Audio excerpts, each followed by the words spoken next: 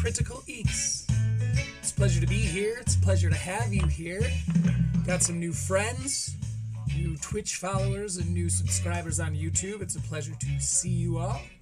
I'm sure it's not lost on you that we'll be doing another reading of a memoir by Corey Feldman, Choreography. We'll be listening to copyright-free, royalty-free reggae when we do so. But before we do that, we're going to do some reviewing. Reviewing of a stand-up comedy special by a man by the name of Matthew McCusker. Woo-hoo-hoo!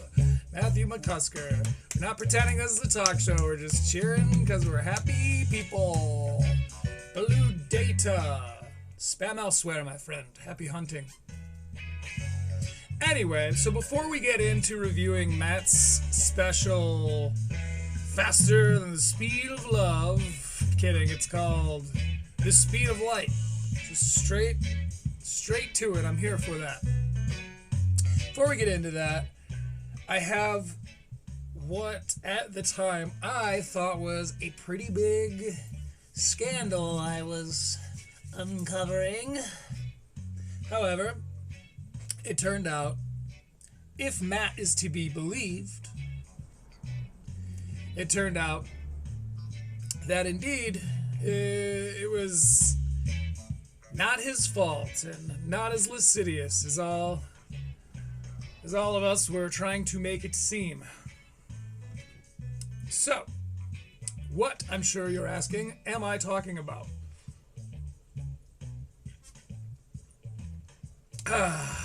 A little phenomenon known as McCusker coin. So, quick story time. I'll let the reggae play. I was on X, you see. I used to have it on my phone. I don't anymore because Joe Rogan told me that it's unhealthy. And as I was scrolling, trying to break 54 followers. Sorry, it's crass to use numbers. Trying to break my humble yet loyal following numbers. Shout out Comedy Mothership, the real one, not the comedy club. As I was sort of hanging out over there, I noticed Matt McCusker posted about a meme coin. You guys remember meme coins? The internet moves quickly, but we probably all recall. I don't know exactly what it is. I just know CoffeeZilla and the like hate it. That kind of thing. It's usually leads to people getting scammed. It's like cryptocurrency, NFTs, meme coin is what Hawk Tuah Girl was doing when she betrayed and infuriated everyone, forever ruining her chance at following up on an actual career, despite how awesome Talk Tuah, I'm sure, really is. So, there I was, looking at this McCusker coin, and being like, oh shit, I don't think anyone else has seen this. So I start screenshotting. Snap, snap, snap. I'm screenshotting all over the place. Arcing ropes of screenshots. And we'll say that was a Friday. So on Friday, I start seeing these posts. They post, I believe, twice from McCusker coin. Then, on Saturday, we'll say Matt's account, because he'll have us believe that it wasn't him. So let's say Matt's account. So then Saturday, Matt's account posts a picture of his dog.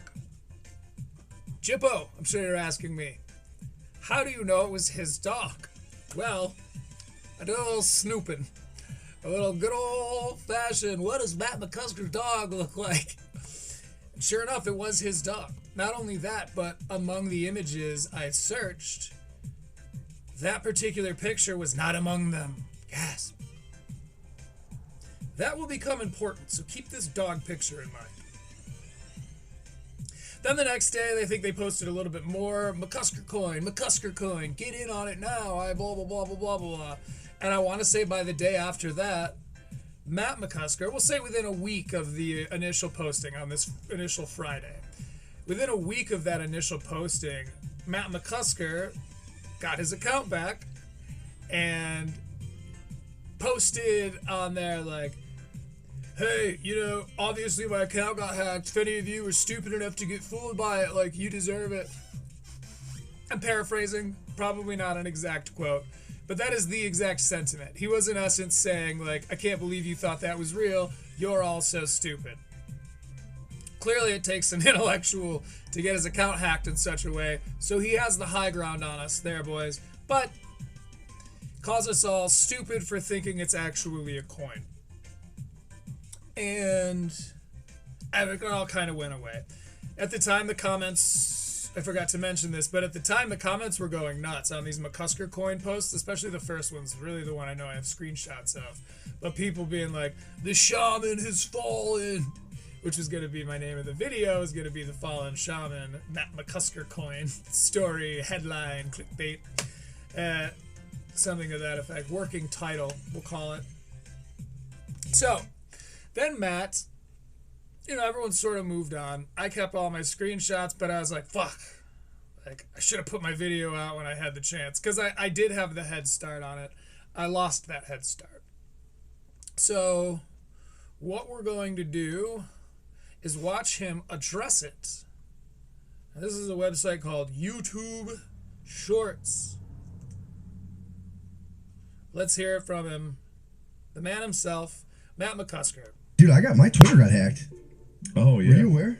Somebody sent it to me. Well, they sent me a thing saying you're... So, dude, my Twitter got hacked. Oh, somebody sent it to me, which I imagine that's true. Shane probably got blowed the fuck up with people being like, what's your boy up to? What's going on here? Because Matt McCusker is very, very, very well respected, especially by his fan. I mean, they call him the fucking shaman. One of your posts has been reported, and I was like, that's weird, and I looked. Okay, so he's right now telling the story of how he got hacked. Keep in mind, we're dumb for believing that it was him promoting this coin. So if you need an extra, if you need me to play it again, I will, because I know that we're the dumb ones. Yeah, We learn how to take a joke. Yeah, saying okay, being funny. Everybody's favorite dude. You know, he's a hard guy to hate. I think one would be a fool to make such a bold claim to be like, oh, Shane Gillis isn't funny, because he genuinely is. I don't think Tires has a lot of potential. As a workplace comedy, I believe in it. Anyway, Shane's everyone's favorite guy, and this kind of thing is why, because he tends to find a good angle to make potentially tense or cringeworthy situations or moments. He tends to bring it back to the whole we are comedians thing. I looked into it, and I was like... I'm so bitter sounding today. I think it's because I was watching American Redact all morning. He has a big influence on me. It was a big inspiration of mine. Like that show flyer I did where I pretend I'm like a little angel with a tiny penis. I'm like, yeah, maybe they nailed me on my tiny penis. And then... Okay, so what he's saying is that he got a message that said, your account has been flagged. And then apparently on this email or whatever, they showed an actual image of something controversial he had posted, which I guess was him as a cherub with a tiny penis or something. So, fairly believable. And then I went to correct it, and as soon as I think it was a fake link. As soon as I corrected it, He thinks it was a fake link. Now, for the stupid among us, allow me to explain. There's no way he could have checked where it was coming from. Instead, he goes in, he gets right to business. It was like, I got an email like, you have just given at blah, blah, whoever it was permission, and I'm like, no, I didn't. And then I was totally locked out of my... So apparently he clicked some link. Details get a little fuzzy and weird in there, but I guess he clicked some link, and then people had taken over his account. And then they went in and set up two-factor authentication. So they set up two-factor authentication, which effectively locks him the fuck out, because it means they probably hooked their phone up to his account, which means when he tries to get a new password, it goes to his phone. Two-factor authentication can really be tough to work through / get around. I know that because I've been a person with no phone most of my adult life, and I've been locked out of multiple accounts because of that. So I couldn't. We sent a text to blank blank blank. So in this case, the text with the new password or whatever information he needs to change his password is now going to the hackers. Okay, that's all pretty believable.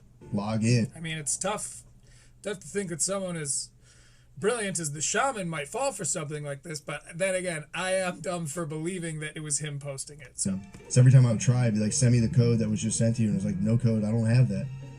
Yeah, dude, it was like a week-long thing. Yeah. A week-long thing. So about the same timeline I just described, right? Probably within a week. So I tried to be like on Instagram, like, hey, it's fake. But then what they did... So it's fake. So they had his account for a whole week. Is they pinned it to my profile, and I think disabled comments. They didn't. They didn't disable comments. It was pinned to his profile for, we'll say a week, fine. Let's go with his number. It was pinned to his profile for a week, but there were comments there. I have receipts on all of this, by the way.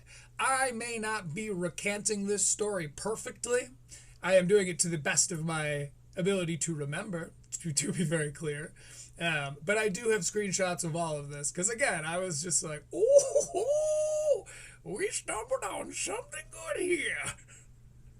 I thought I had him. But it was hackers. And he was locked out of his account for a whole week. So people can be like, this is fake. And dude, I got my... No one could be like, this is fake, because the comments were off. Except the comments weren't off, and people weren't saying this is clearly fake. They were all going like, damn, you too, Matt. Okay, so I guess I'm the goose, right? Except that pesky dog photo. So I've thought about this quite a bit. And this dog photo is pretty much can only be one of two things. It is either proves that he's lying and did rug pull a bunch of people in a meme coin. It's either that, or he had a picture of his dog in his drafts. And so the hackers, being as savvy as they very clearly were, went into his drafts and found the picture of his dog that for whatever reason he didn't post. But it's only one of those two things. And to be honest with you, like a lot of the comedians that I've covered so far, I don't follow this person particularly closely. I know that he is one of the kings of Patreon. His Patreon, the Matt and Shane's Secret Show podcast. They have the most patrons of all of the patrons. In fact, I believe you can Google and we'll figure out how many patrons do Matt and Shane have. Beep, beep. Oh, it's pulling up. Okay, here we go. Google AI has a significant following on Patreon from late 2025 and early 2026, indicating they have over 124,000 paid members. Yada, yada, yada. Check out my video on the whole thing if you want. Point being, I don't follow Matt McCusker particularly well, so I don't have enough background on him to give him the benefit of the doubt. That dog picture really, really, really does complicate things. Let me know in the comments if you're curious to see these things or want me to elaborate. I would find ways to make that happen, because I think it's very interesting. But that is what I know about Matt McCusker. Let's ask Google AI what it knows about Matt McCusker. Google AI Overview says, Matt McCusker is an American comedian, writer, and actor. Significantly shorter list than his friend, James Donald Forbes McCann. Ooh, okay, before I go on to this, I don't want to forget. So I had two videos right in a row where I was very honest about my thoughts regarding James Donald Forbes McCann's penchant for stating how edgy it would be if he said phrase A, B, or C, and then designing his act around dancing around those subjects A, B, and C, usually in order in the case of Black Israelite. And then I covered something he did because I thought it was going to be a stand-up comedy special. Instead, it was just him, kind of an indie short film thing of him over in Britain, Island of Strangers. And I tried to do these critiques and stuff in earnest, good faith, I believe they call it. But at the beginning of that particular video, sing along if you know the words, he said this, he had a very intimidating AI lady voiceover and print on the screen that said, "This is a James Donald Forbes McCann official production. Any unauthorized possession or use of this production will be prosecuted." I said persecuted that day. It's embarrassing. Prosecuted to the nth of the United Kingdom law. And that kind of stuck in my craw. I'm not sure where my craw is necessarily, but that stuck directly there. So I was pretty honest with my opinions. I stand behind everything I said, but I was a little harsh. So it would be forgivable if you are under the misconception that I hate him or that I think that he's not funny. First of all, I don't believe in the term, unfunny being applied to a person. I think that everyone's got exceptions, and some people are funny when they don't mean to be, but, it gets thrown around a lot in this niche, the comedy commentary world. I don't do what a lot of these other creators are doing. I wouldn't lump myself in, and also I wouldn't flatter myself by saying that those are my peers by any means. But I don't like using the term unfunny or that's not funny. It's like, okay, here's why I think this is flawed tends to be my approach when I'm at my best. Anyway. So, I could understand if you would think that I hate James Donald Forbes McCann. But I do not. In fact, especially after this most recent Kill Tony Netflix thing, where, oh God, I could spend 6 hours just going through and talking about that, and maybe sometime I will, if I ever get a Patreon going or something where I can hide behind a paywall from the people who are constantly copywriting over on Kill Tony. Anyway, then I saw James Donald Forbes McCann on this Kill Tony Netflix, and he absolutely fucking slayed. He was on fire. I mean, yes. For him, it was a little bit of a softball because the crowd was all there. The crowd was all there for Kill Tony, so it's already baked in that they kind of, hey, what's happening?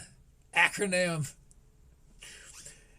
He was performing for Kill Tony audience, so he was well received right off the gate, but he ran with what they gave him. He was throwing some heat. Nice outfit, bro. How many chicks you bang? Oh, acronym. A gentleman doesn't and all that. Kissing and telling and what have you. So, yeah, I appreciate that. It's acronym. Yeah, okay. Spelled with K's. I'm into that. I'll compliment your style right on back, my good person. So James Donald Forbes McCann fucking killed at his set. And despite, again, what else I have said and what my channel may reflect, I don't hate him, and I have to admit that was very, very funny. Anyway, so Matt McCusker, getting back to our subject matter here. Matt McCusker is an American comedian, writer, and actor. Widely known as the co-host of the Matt and Shane's Secret podcast. He has also released a Netflix comedy special, published a novel, which could be interesting. Depending on how this special goes, maybe we'll get a hold of that. Because, stick around, acronym, because for our intermission halfway through our review, we're going to be reading passages from the memoir by Corey Feldman known as Choreography. You think my outfit's good till you get a little bit of choreography in ya. So, pretty much what we already knew about Matt McCusker has been reinforced. Personal life. All right, so apparently he is from Philadelphia, Pennsylvania, and reportedly engaged in mostly nonviolent criminal activity before starting his comedy career. Now again, this is Google AI. So let's keep in mind that this is not Critical Leaks making accusations at Matt McCusker. I know that a lot of these comedians have a penchant for being a bit litigious. Anyway, Matt is married to Brittany McCusker, a police officer and podcast host, and they have 2 daughters. He often includes his family life in his stand-up. All right, so, dad comic, we'll see. I have never watched his stand-up before. I've seen a couple episodes of The Secret Show. I have caught him in a lot of clips. Again, you can really tell a lot. Well,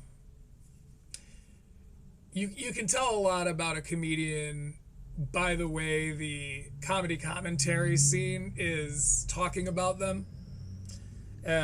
I'm not saying that if they like the comedian, then that comedian is good or a good guy or a good person. But it will illustrate quite a bit about that person, especially if you know your varying channels. But let's quit all this a-doing and jump on into Matt McCusker's The Speed of Light full comedy special. Okay, so as this is playing, we're kind of doing a dolly down the dolly shots down the road, rolling past some kind of construction truck or power line repair people thing. Superimposed in the foreground, you see Matt. He's kind of he's lacking in opacity. Okay, yeah, this is kind of cool. He's from Pennsylvania, really? That just occurred to me. I'm like, but to be fair, I guess I have a little bit of a West Coast drawl thing, inexplicably too. So maybe he's just kind of talks like that just because that's how God wanted him to talk. Okay, so Matt suddenly jumps into frame in a sleeveless shirt, some looks like maybe gym shorts and rollerblades. And I'm not talking skates with the 4 wheels, 2x2. I'm talking about blades, baby, like we did back in the aughts.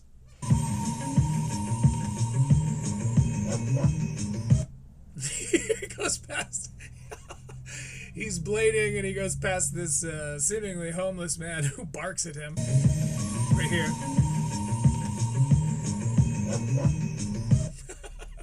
He jumps in the street.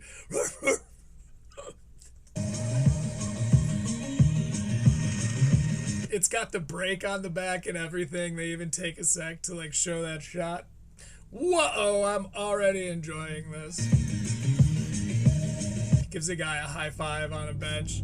It's this really not necessarily intense look on his face, but a look of intense concentration. He's kind of got his arms out like this, sort of. He's done a couple of jump ups and touched his skates. This is very funny. Now he's in the grass. He just went over a stump. You gotta respect that he does his own stunts. Okay, so we got a drone shot following him down the road, and he comes up to a curb with some grass on the other side of it, jumps the curb into the grass, and as he's kind of stumbling, the drone shot pans upward toward the horizon. We go through the trees, and then we pop up past the trees, and we see the skyline of some city. And And then this kicks in, title card, bam, Matt McCusker, The Speed of Light. And it's like a Bud Light, look here, like a bar sign neon print in green, for those of you who are wondering. It's for you, acronym. Okay. So yeah, we're 33 seconds in. I think that was a pretty healthy intro. Let's see where he goes from My here. baby's daddy, y'all. Okay. Matt McCusker. Her baby's daddy. So I assume that this is his wife that Google was talking about. The police officer / podcaster. I wonder what that podcast is like. Like, is she a comedian? Okay, so little dubstep to get the people nice and warm. Yep. This is a cursory pause, simply to not be copyright claimed. Hello. Okay, he's grabbing the microphone. He wooed. Using your classic SM58, it looks like. There's my SM50. I've got a new prop. Bought this just for the joke. Hello. What's the deal with comedy specials? Thank you. I got the money. I don't need the. I could buy all the microphones I need. Got a whole pile of. Sorry to hot wife you guys. So it was his wife. Okay. Sorry to hot wife you guys. Right on. Yeah, Matt's wearing sort of a t-shirt. Looks like he's dressed down quite a bit. Wearing kind of a baggy tee. He's got a nice smile. He's a charming man. Thanks for coming out. Acronym is funny as fuck, dude. Nice outfit, bro. How many chicks you bang? Man, you guys are fucking awesome, dude. Holy shit. It's great. I love seeing people out now, man. It was, that was a fucked up couple of years, dude. We all had to just hide. Okay, so he's going in about some pandemia stuff. Let's read the description a little bit. Apparently, so the description, he's thanking the artist for letting him use the song. That's cool. Sean Gardini for hosting. I said Gardini like Joey Diaz, the Gardini brothers. Is that a different guy? Shout out Shane for helping me not die in my mid-30s. Cool. Don't know who he's talking about. Can't imagine which Shane that is. Shout out to my wife and kids with a Z and the whole extended family. Shout out to all the bros who hold my ass down on the page. Patreon, I imagine that's what that is. So he's shouting out to all the bros who hold his ass down on the page. And Abs, shout out to God for creating reality. God damn it, I was not expecting to feel so charmed, Matthew. None of us knew anything or really what to do. It was terrifying, man. I had a kid right before COVID. Like, I never led anyone. Okay. Oh, anyway, so this date-wise came out August 2nd of 2023. Okay, so a little bit dated, so we're going to keep that in mind when we're judging the material. Through anything. We will be judging the material. No one looked to me for advice. And we will be judging the material. Ever. It's my favorite trope in dialogue. And all of a sudden, he's talking about how he didn't know anything going on. It was a scary time. Relatable take. For advice. Ever. What to do. It was terrifying, man. I had a kid right before COVID. Like, I never led anyone through anything. No one looked to me for advice. Ever. That's funny. And all of a sudden, I had a family at the beginning of just like a global crisis. Imagine for kids that were pretty young, it was just kind of. I mean, don't get me wrong. I'm sure there were a lot of people that got utterly fucked in their whole family life situation. But for a Matt McCusker kid, for the prince of Patreon, princess of Patreon, I think he said that. I think the Google said he has two daughters. I imagine it was kind of nice, Matt comedian dad traveling a lot, you know. It's I don't know if I don't know what if his wife is still a police officer, but that would have been kind of rough, I imagine, back in those days, especially before people were like over it. There was a time where it was fucking. We thought, you know, it's like zombies.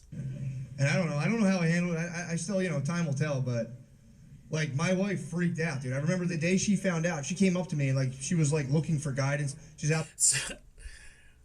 I think it's the Akash special that's made me acutely aware of this, but when they talk about their like spouses, I just discovered a new part of me is kind of like clamming up a little bit. I'm like, oh god, she was right there, man. Out of breath, she was watching the news. She's like, it does give you the feeling, and I suppose in a literal, you know, it is true in a literal way, where it's like uncomfortable to talk about somebody like they're not in the room. oh, there's She can hear you. saying some Chinese guy ate a Pokemon, and we're going to Let's go me back. like she was like looking for guidance. She's out of breath. She was watching the news. She's like, oh, they're saying some Chinese guy ate a Pokemon, and Okay. All right. we're gonna die. She said we can't go outside. What are we gonna do? I did no research, dude. I looked at my wife and I was like, look, it's all bullshit, all right? See what I mean about his voice, though? That's funny. Kind of got more of a West Coast sound. I'm not saying I'm right for that. I'm just saying that's what I did because I wanted to go do my wife and I was like, look, it's all bullshit, all right? I'm not saying I'm right for that. I'm just saying that's what I did because I wanted to go do stuff. Surprisingly candid take. And then I had to like stick to So like, you know, there was a lot of kickback from, you know, from it during that era, and I think a lot of it was motivated by exactly that. the story Although it didn't get admitted very often. because that was like day I was fucking bored.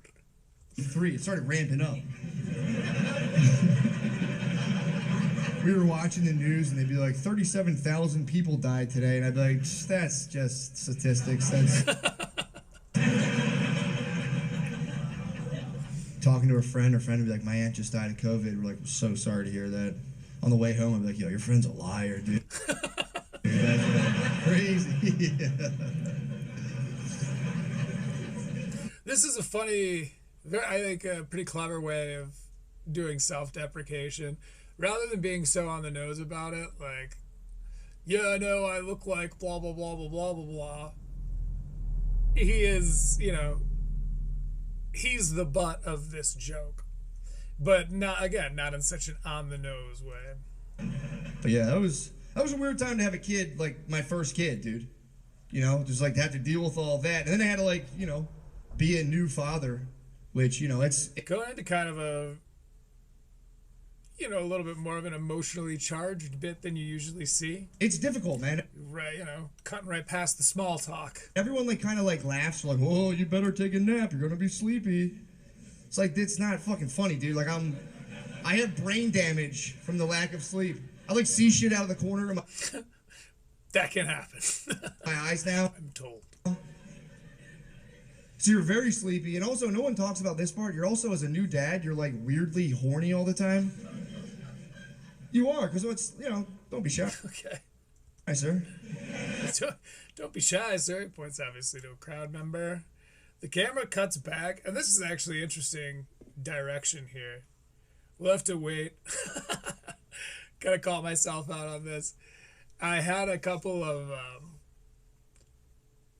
times where I was watching these specials, and the director and the editor and, you know, the musical artists or whatever were credited in the description, and I was very judgmental about that.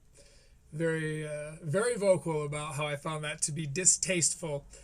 And then I actually watched one of these specials all the way to the end instead of stopping right when they're like, "Thank you, my name is," and there are credits. Turns out that's what that extra couple of minutes tends to be. So, calling myself out on that, I probably should have known. He knows. especially as a millennial.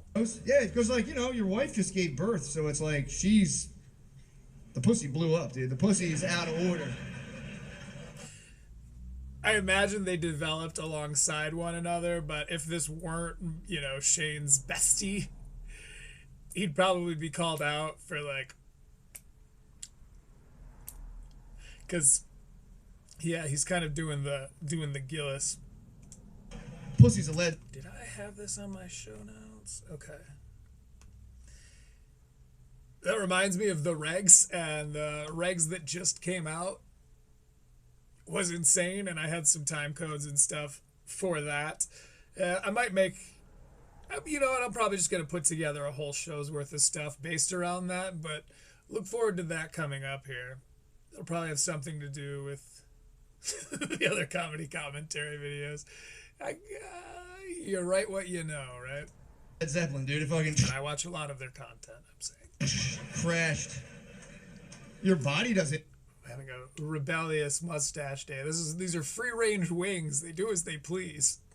But yeah, this one's being a little bit got a little bit of an attitude today, so you'll have to excuse the right side of my mustache. Didn't know that. Your body's just like 3 weeks into the thing. It's like, yo, man, we got all this cum. What's up, dude? What are we doing?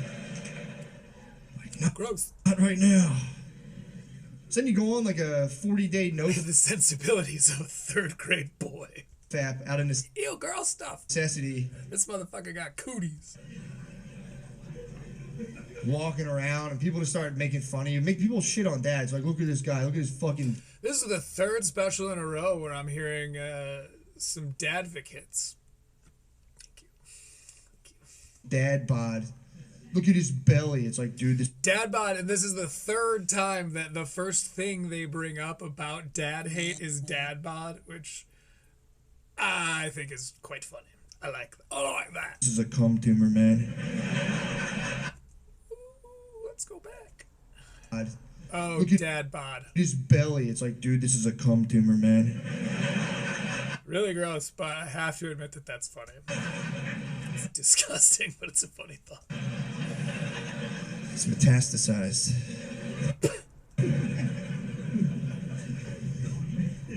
It's hard. He's doing an interesting. He has an interesting style. I think I'm picking up on one of my very favorite types of comedy is comedy that's so stupid you have to be smart to write it. I always cite 30 Rock with the character Tracy Jordan. And there's one episode where like he's off his meds. He's played by Tracy, obviously, Tracy Morgan. It's just a balloon animal of Tracy Morgan. And anyway, so Tracy Jordan, the character, is off his meds one episode. And oh damn, I'm doing the New York thing. So Tracy Jordan is off his meds for one episode. I know, right? And Alec Baldwin's character, he's standing outside of Tracy's dressing room, and he's like, Tracy didn't take his meds. Like, he gets loopy when he doesn't take his meds. And on the other side of the door, you hear Tracy Jordan go, we're in a show within a show. My real name is Tracy Morgan. And that is one of the funniest lines. That fucking kills me to this day. I think that's brilliant. Again, it's so dumb you have to be smart to be able to do it. And I think McCusker uses that spice a little bit. And I'm a fan of that. Hard to figure out how to be a dad. You don't know. Because here's the thing. The whole metastasized thing. The whole, like, it's a cum tumor is like, it's metastasized. It's like, that's kind of highbrow tumor humor. It's hard to figure out how to be a dad. You don't know. Because here's the thing. In order to become a dad, you have to be a guy, at some point at least, a guy who is trying to get pussy. Okay. But It's sound science. in order to be a good dad, you can't be a guy who's trying to get pussy. You know what I'm saying? Like, case in point, the dude from Maroon 5. Adam Levine. He fucking blew it. You know what happened to By the way, Maroon 5 puts on a hell of a show. him?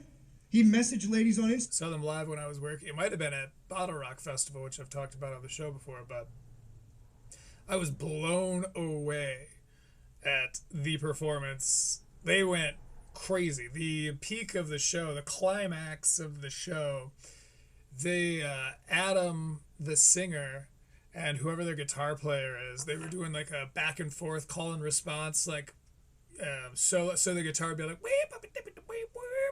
and Adam, who has a 5-point vocal range, by the way, for those of you that don't know, that is exceedingly rare, but Adam would match it note for note. And since I'm singing both of them, it loses the effect, but I promise at Bottle Rock it was cooler. Instagram, he couldn't help it. He had too cool of clothes on. He was like, I deserve more.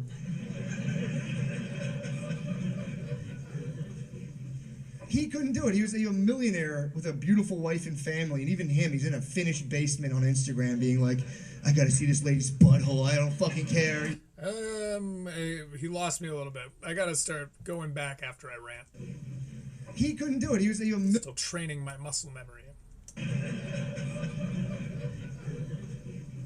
He couldn't do it. He was a millionaire with a beautiful wife and family, and even him, he's in a finished basement on Instagram. Couldn't do what? Okay, I gotta go way back. He messaged ladies on Instagram. He couldn't get pussy.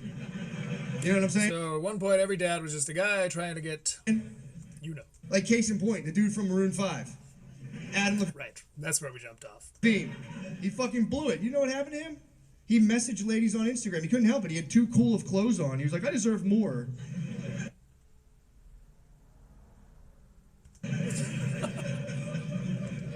If acronym is to be taken seriously. He couldn't do it. He was a millionaire with a beautiful wife and family, and even him, he's in a finished basement on Instagram being like, I gotta see this lady's butthole. I don't fucking care. He fucking... I didn't realize that. He fucking threw it away. That's why as a dad, you gotta lay low, man. You want people fucking making fun of your gear. Okay. This is a new take. So I had mentioned that I've heard this dad bod stuff, this, dad to the kid stuff before. It was Akash, Sean Murphy, and now Matt. And I think Matt's got a very unique take. The whole, using it to help you lay low and that kind of thing. This guy, look at him. He's let's hear. Maybe he'll go right to dad jokes, and then we got a problem. dressed like a dad. It's like, dude, I'm 37 with 2 kids. Should I wear like a V-neck with like ripped jeans and cheat on my wife, dude? What do you want me to do? I've studied the art from my father. My dad is nasty at dressing to make sure he never gets pussy, ever. He's the sensei, dude. He's unbelievable. He comes up with these clothes. He's like, dude, this is a button-down fishing shirt. They have vents in the back for sweat. They do. It comes and they're great. Right. I have worn one on this show. It's my blue one. I think it's level 2 or 3 or something. Ow. It's like, oh. My dad just steps into a pair of Skechers and becomes invisible to women, dude. It's fucking awesome. Like Birkenstocks are kind of that way. You can relate. Making kids is crazy, man. It's like, here's the thing. Like, you don't realize how out of control you are of your life until you have, like, kids. Yeah, I mean, he's bobbing and weaving, too. Smooth transitions here. It's like kids, plural. The first kid, you still don't really know. Like, anyone can have one kid. It's like getting a DUI. And I am going to do that full coverage, because I had several time codes worked out, and we jumped the shark, man. As a genre, we had a crazy moment on the regs where they were calling out a bunch of like comedy commentary channels and like giving them shout outs, and Joe List said Red Bar is the man. It's, for those of you who are interested in the space, it was a crazy moment, but also like kind of a manufactured crazy moment. And I don't know, we might have just Arthur Fonzarelli water ski jumped the shark, which is in fact what that's a reference to. Your second kid, that's when you're like, oh, I'm not in control of this at all.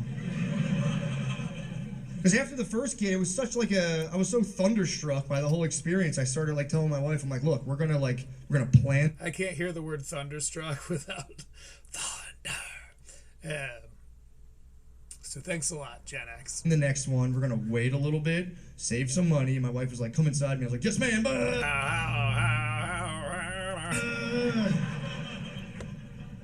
Oh, I see. Because, yeah, he's not in control of it. damn it! What the hell was that? Did you ever like eat a muffin before and like afterwards, like, wait, I didn't even know I ate that thing. That's what it was like. What part of me just ate that? Total autopilot, dude. It was. To be fair to me, it is the best feeling in the world. Okay. Coming inside of your wife specifically. Let's be respectful here. Your wife. Dude, very Gillesian. Said your wife specifically. It's powerful. Actually, okay, so when I was listening back to the Sean Murphy coverage, I found that need my opal. I found that I didn't like his writing as much as I was fooled into thinking that I did. Because while you watch these guys, I mean, it really is, and I heard someone say it recently, but it's a form of hypnotism. And that sounds like them being like, "Oh, we're the modern day philosophers. Like, comedy is the lowest art form." Blah blah blah blah blah blah. It's which is two different. Sorry, that's the opposing point. I've now I got this other content on the brain. I lost my train of thought there. Wife. I'm gonna get some Mio in me. That's the problem. Let's listen to a little reggae while I squirt me some Mio. Get some hive caffeine into my face. Copyright free reggae. It's not the sweetest reggae, but it is the freest. I'm actually very good friends with some people who are in a pretty successful, growingly successful reggae band. So this is not meant to be an insult. Shout out Hydea's music. Anyway, cheers. Have yourself a little green drink. That was too much, Brad. That is too much. It's the kind of meal you gotta chase. Just drinking some caffeine supplement stuff. Drank it for years. Big fan. It will make your heart palpitate if you go too hard. That's what I'm going for. Anyway, let's get back to Matt McCusker here. Oh, the hypnotism. There it is. Thanks, Mio. So you get pulled in. It's kind of mesmerizing to watch him kind of like, because even then they use this, even the Gillis hand, like you're using it to help illustrate your points. And so it can make writing that on just an audio medium really, in my opinion, like doesn't hold up nearly as well without the full, like the visual performance of it all.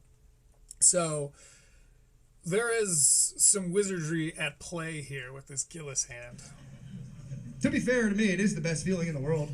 And also to be fair to you, Matt, he's not doing this as much. He kind of like one hands, but it is like the stiff kind of blade arm thing. Anyway. Coming inside of your wife specifically. He's doing this. Coming inside your wife specifically. Be respectful here, your wife. Again, I'm not accusing him of stealing it. I think anyone else would probably be accused of some brand of theft here. But I think him and Gillis probably came up together. I don't know their history well enough at all, but they seem like close buddies. Not your girlfriend. That's the worst feeling in the world, dude. He's back to here, though. Anyway. With your wife, it's the best feeling, but not with your girlfriend. You get that in the principal's office stomach, you're like, oh, fuck, man. Fuck. They're gonna tell my mom. So yeah, he is a little, I think he uses this for effect. Kind of grabs it like this.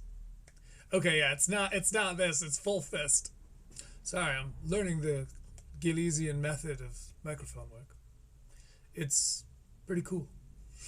It works. Nah, your wife, that's sweet, dude.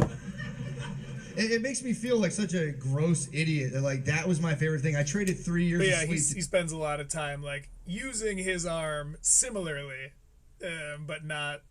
He's got a very straight wrist. He kind of holds it like this. It's just interesting. Mic technique is interesting. Just go.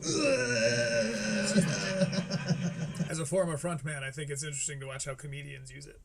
As singers, it can be very different. That's why you see a lot of comedians holding it like this and a lot of singers holding it like this. Or like mic stands that hold it like that. But comedians tend to hold it down here. Trying to pick up different parts of your voice. I'm not the sound engineer. That feeling is the best, man. That fucking just, that lightning bolt. He's been for a few minutes talking about how fucking he's good. I figured out that's what that feeling is. That like, that's all the fun you would have had without kids leaving your body at the speed of light. It's fucking. It's kind of that's a funny take. There's a decade of Bullseye. free time. Just 200,000 bucks. You're like, whoa, fuck.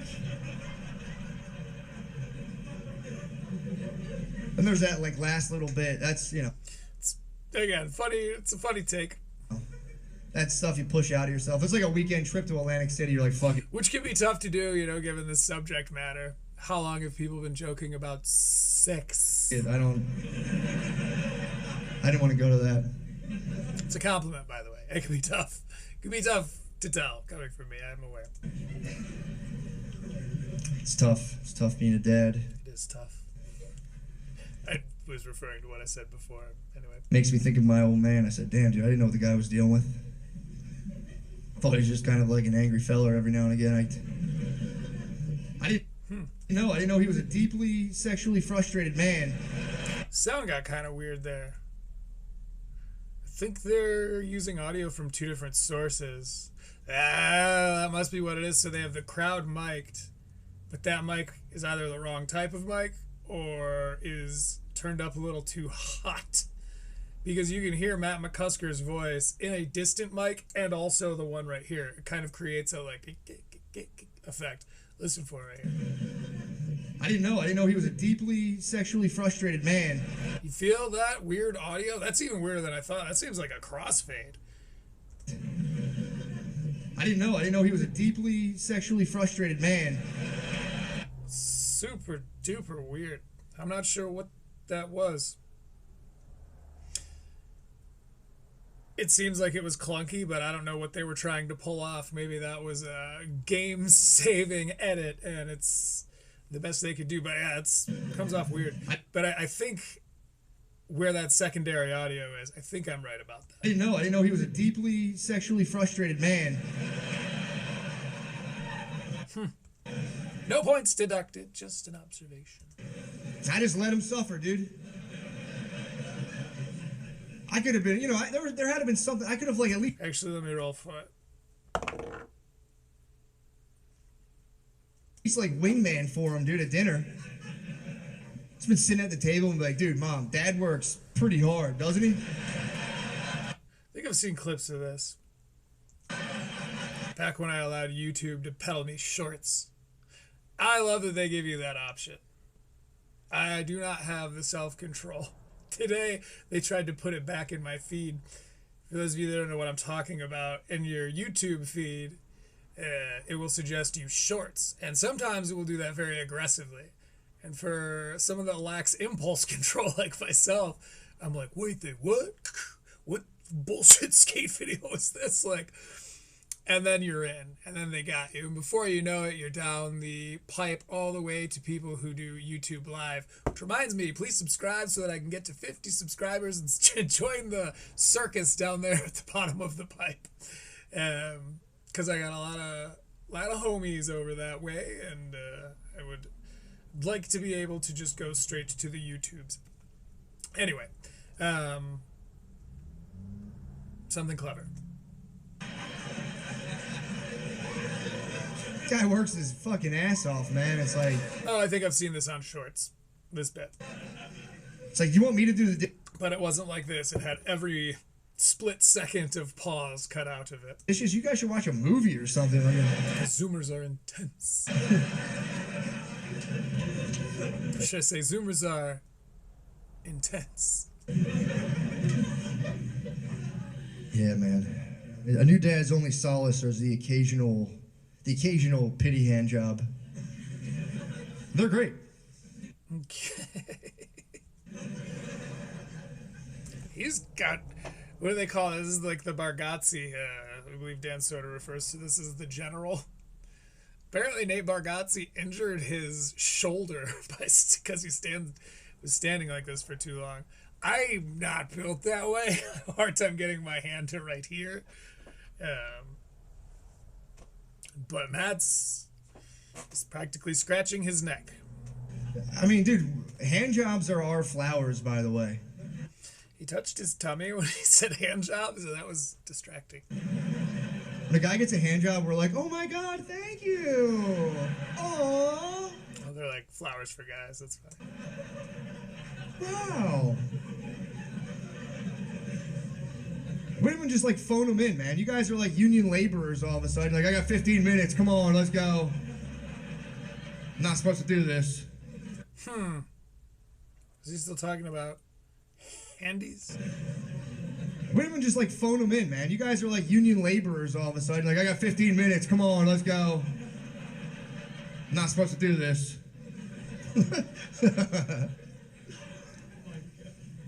Someone, oh my god. Guys get all See, the audience mic is pretty hot. like, do you need lotion? It's like, yeah, that'd be great. Women you guys rub creams and stuff all over your bodies. When it comes time to give a hand job, it's like you're weighing fentanyl. You're like, is that enough? A little. It's like you're weighing fentanyl. There's sparks flying off my dick. I'm like, Again, it's neither here nor there, but I can't be hyper aware of the fact that his wife is like among the audience. I'm sure she's laughing along. It's blah blah blah blah blah. But the Akash thing really made me aware of what. I'm not like worried for Matt by any means, but like when I say real world repercussions, I just mean like these things don't exist in a vacuum. Although I believe many comedians would have it that way if they could. yeah, it's fucking awesome. And arguably, I don't know if you're looking at it the right way, it probably should exist kind of as a vacuum because it is an act and yada yada, but that's not always how people are wired. A rule of thumb: if you can't hear it, it's not enough. If you're curious about what I'm talking about, go watch the Akash, the level where I do coverage of Akash's special. It should sound like wet shoes, specifically. That's your target. Oh, an HJ.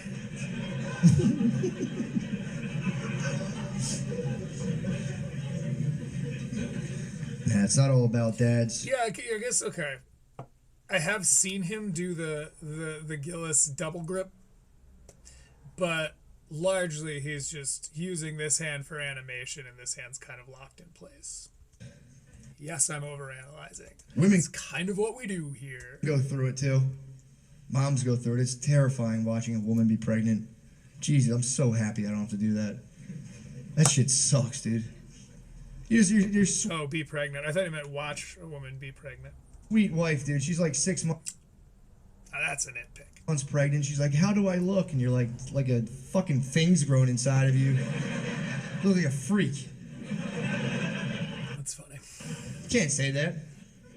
That's the thing. When you're with a guy, you got to make sure he's not like a squeamish guy. If your guy's squeamish, he's not going to make it through the pregnancy. Kick him out, dude. My wife got so lucky because like women are already, self-conscious enough. When they get pregnant, it's like everything's changing. They need to look to you to be a rock. You can't flinch at any of it. Like, dude, my wife. Now I wonder if it's when he kind of does that. I'm getting real now. I have to pay attention to that. Poor fucking thing would get these blogs. She's like, oh, this one's saying that when I'm pregnant, my nipples are going to get really big. And it's like, dude, I've saw all the videos, probably like that big. Like, So he does do kind of AI overview was correct. Matt McCusker does do a lot of dad-inspired things, at least to open up. She's lucky. I'm such a pervert. Anything she was worried about, I was like, nice, dude. Nice. That's funny. It's actually hot.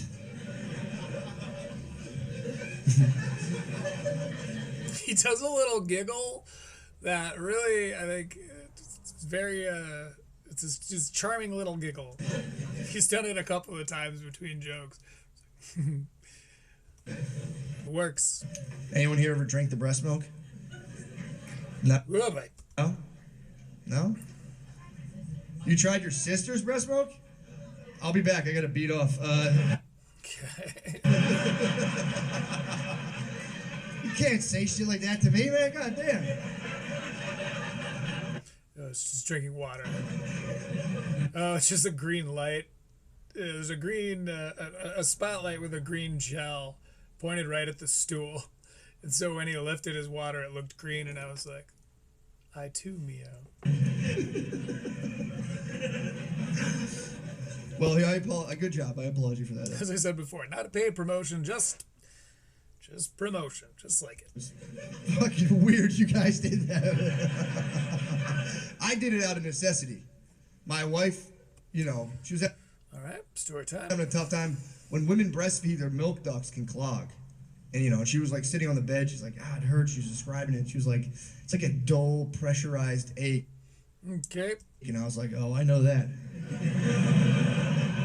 Oh, because of the tumor. I was like, I think my ducts are clogged right now.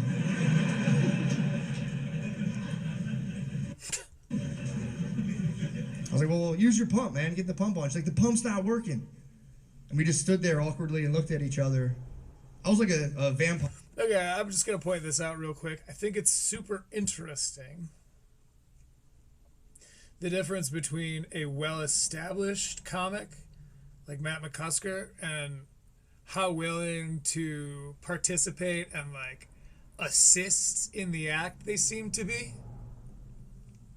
The difference between that type of audience and then one who's a little bit, and then a comedian who's a little bit more like Sean Murphy, who I think was just kind of, I'm sure he had some fans in the audience, of course. And I know other comics really like him, but I don't think that whole crowd was there for him. And you could sort of feel that.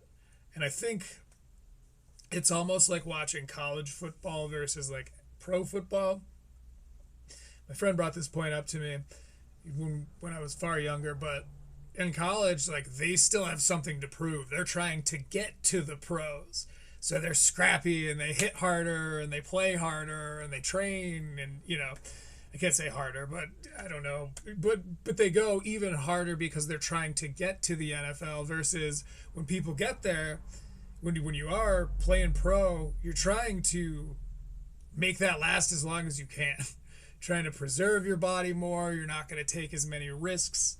And so he inherently found it less interesting to watch, which I thought was a cool, I think it sort of applies here in a cool way to comedians, because Sean Murphy's scrappy. And I'm not saying he's just more comfortable. And part of that in this special is like, his audience loves him. I don't think they're over laughing on purpose, but they are fans of his. And so when he tells a good joke, he gets a great reaction. On the threshold of the door, I was, invite me in. It's the same shit with bands. You know, if the whole room's there for you, it's going to be a show that feels really good to play. But it might not be your sharpest performance because you're playing to an audience that already loves you, versus when you're the opening band or like you're out in a different city and no one really knows you, but it's a packed house full of music fans that are like, all right, like that's when you tend to go, well, maybe not go your hardest because you always try to leave it all on the stage, but like same kind of deal where it's like, all right, I need to impress these people. This is a room full of potential fans of the band, you know, it's like, versus when you're playing to the home crowd. And those shows can be more fun because you can do the sing-along thing and everyone's all on the same page. But I think he's clearly playing to a hometown crowd, so to speak. He's huge. Say the words. I mean, his YouTube here, 111K subscribers.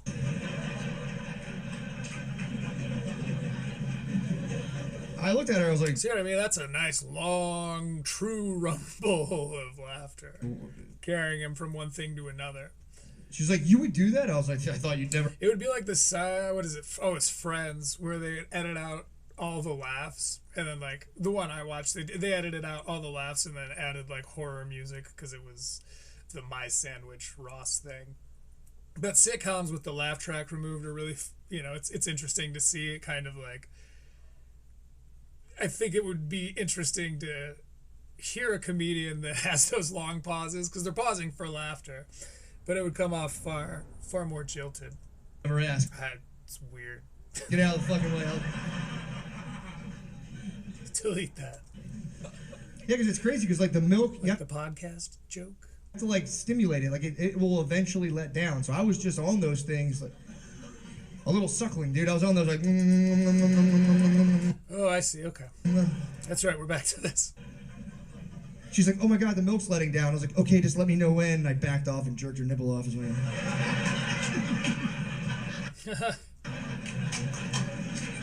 Ew, it got on me. Get me a towel. It's funny. See, they're dying in there. No, I'm kidding. I took it to the dome, dude. I chanted. I'm like,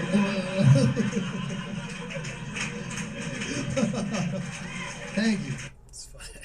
Yeah, he's a charming dude. He knows how to utilize that to his benefit. Thank you. Yep. I drank about 8 ounces. I woke up the next morning. I think I grew like an inch. I was like, oh fuck, hell yeah, sweet. Stuff works. Oh man, but yeah, man, we Kind of a hard edit there. It must be changing nights or something. we've It's fun to look for discrepancies in the different nights, because as you know, these comedians, they'll film, they'll perform their special 3 times in a weekend or whatever, however many times, and then they'll edit together different nights so that they have the best take on their special. It's very, very common practice.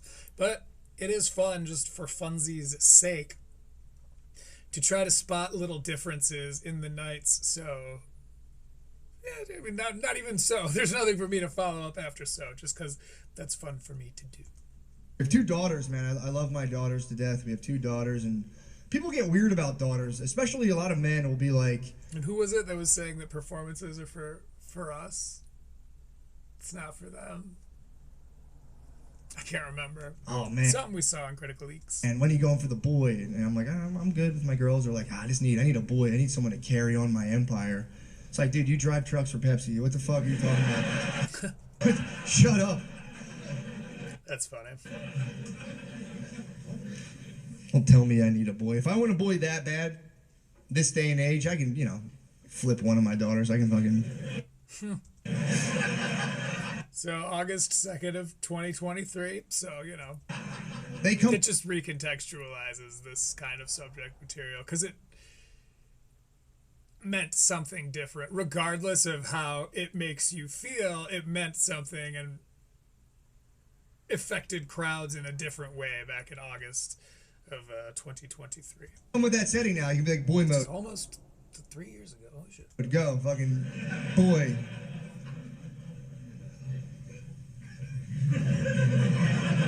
Let's see. You can. You kind of like... I think that's one area of life women have it easier than men. Just there's one, and it's transing. Transing. Can we be honest? I feel like a woman becoming Phrasing alone, that's funny. a man, cakewalk. Compared to a guy becoming a girl, that's a journey, dude. Surgeries, all kinds of fucking impossible. Okay, I gotta go back. I'm confused. I feel like a woman becoming a man, cakewalk. Compared to a guy becoming a girl, that's a journey, dude. This would be interesting. Surgeries, all kinds of fucking impossible beauty standards. It's not fair for us, dude. All kinds of That's funny. All a woman has to do to become a man is just buy like one flannel. Okay. So it's, yeah. Fun take among, within the mire. Throw in a shitty haircut and we're like, what's up, brother? Fucking welcome. Yeah, I've never heard that take on it before. That is funny. I would never trans, I'm being honest. I have nothing against it. It's not for me. I know, I know myself. I know if I did it, I wouldn't do it for the right reasons. Okay. That's why I don't do it. I would use it. Like, I'd use it. It'd be like a power thing. Like, if I transed, I would do it. I would, like, become The fact that he just keeps saying trans is so funny. most beautiful woman. He's that kind of guy. You see it between him and Shane on the podcast and the short periods of exposition I've had there, being exposed to it. They'll find like a funny turn of phrase or like a funny way, like transing, and kind of run with it. Which I think again is another endearing quality. Impossible. And then I would find like anyone who's ever bullied me, and I'd blow them. I'd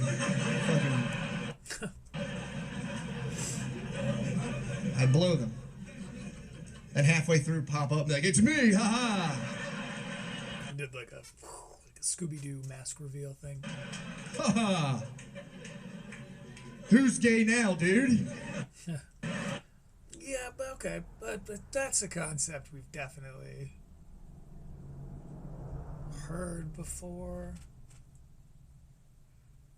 Which is a crazy claim for me to make without being able to back it up with citations. So for now, we'll put a pin in that. But it feels like a familiar concept, doesn't it? The whole like you bullied me, and so yeah.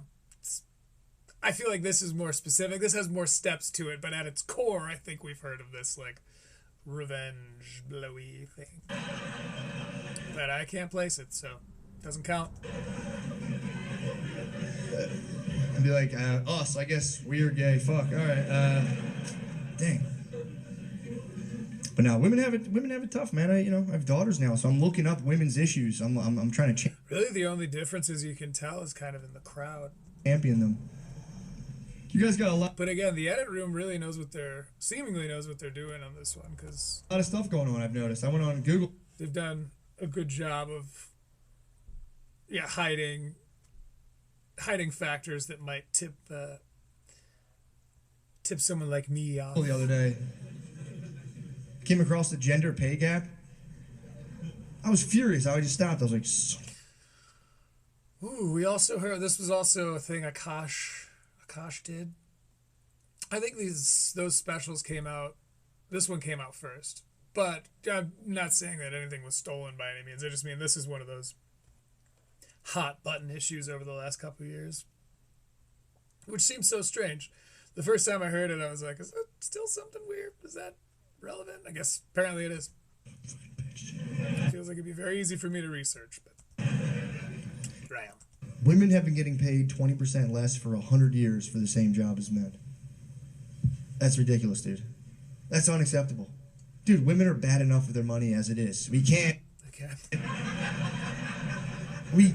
do that. It took you guys 100 years to figure out you're getting paid 20% less, you dumbasses. I'm a dad now. This is tough love. Listen up, ladies. Come on. He keeps poking his belly for some reason. Like, I'm a dad now. I read an article that said it's going to take 437 years to fix the gender wage gap. I saw that. I was like, girl math. Easily. That's girl math. It's going to take... Is that still true? Again, I'm not like trying to take a stance on it, but I literally am only curious in so much as it pertains to the relevance of this kind of material. Like 400 So it's really that like still very prominent, and years. It's like, no, it's not. I'm good. Glad they're talking about it. That's fucking crazy. You could fix it tomorrow. Literally, all you have to do if you're a girl, you're at an interview, they slide you your job offer, look at it, poker face it, and go, I'll have the boy salary, please. Slide it right back. Maybe I've seen that on a short, but that also feels kind of familiar to me. And if they give you shit, just He's inventive enough. Like, I don't think he's the type of guy. He's got seemingly a kind of a funny brain, so I don't think he's the type of guy to have to, steal from somebody else. I'm just pointing out the similarities. just pop out a flannel and button it up. Again, not as a critique to the artists, but just more as a remark on what contemporary comedy was, what common contemporary comedy subjects Like, we're so sorry. Were. Sir, we had no idea. at the time. Nailed it. Yeah, I'm a pretty good guy, I'll be honest. Love my It was too strong. kids. I rescued my dogs. That was heroic. So it's a 56-minute special, and we're at 17:31. So soon here, we will be reading another passage from choreography. This will only be the second passage. We're still in the introduction. So be a paragraph or two from choreography coming up. Stay tuned. Yeah, man. I mean, yeah. Oh, please. Yeah, keep going. Keep it up. All right, hold on. They're clapping for choreography in here. I'll be honest. It was a bit of a financial decision. I was looking up boxer puppies on Craigslist for like $800, Those dogs are rescue. Okay. and I was like, Ooh, we know this dog. We're familiar with this particular canine. yeah, let me see what's up with those autistic pit bulls down there. Let me head down to Dog Walmart and see if I can't get a deal. Dude, when you rescue dogs, they make you fill out like 40 pages about yourself. I had to fill out this big booklet, and I got 2 pages into it. That's true. It is an arduous process. And I stopped and I asked him, I'm like, Dave, why do I have to fill all this stuff out? He's like, well, we have to make sure you're going to give it a good home. It's like, aren't you guys going to kill it? Isn't that the whole... Yeah, I've heard. I myself have made this point, and also I've heard it made. Never on a comedy special. He's in the clear. 4 million views on this thing. But yeah, it is tough to adopt a dog, and also he raises a fine point. Like, aren't you guys just this thing die at the end of the week? What are we? business model? You guys are going to murder this dog, right? So let me take it. Did you ever ask them how they do it? I asked them, I was like, what do you got? Oh boy. I don't know that I want to know this. You got like a little Snoopy house with a guillotine? How do you guys fucking... Snoopy house with a guillotine. It's funny. fucking blow them up. I don't know how they do it. Maybe they use fucking this pack of tennis ball with C4 and it's like, go get it, buddy. Come on. That's funny. He kind of like leaned down and plugged his ears.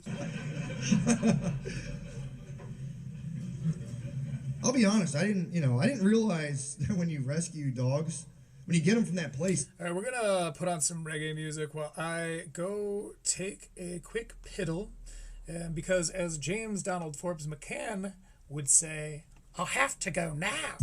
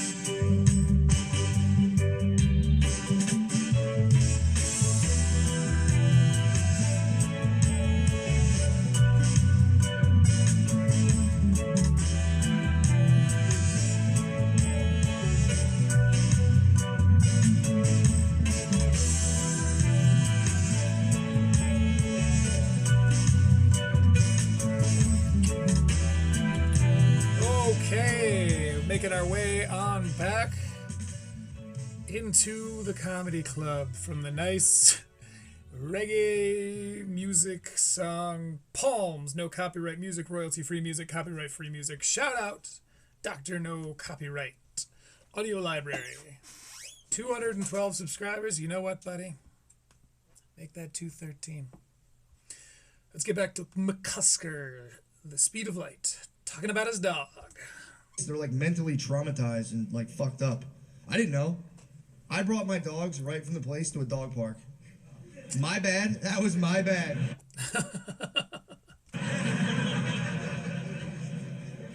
I let him in. I didn't know. I opened the gate. My one dog ran in there like, who the fuck's been talking shit? And just nailed another dog. Oh, fuck. It was a big deal. The owner picked her dog up like, I'm pretty sure you guys should leave now. And it's like, dude, my dog won. I don't know. I don't know.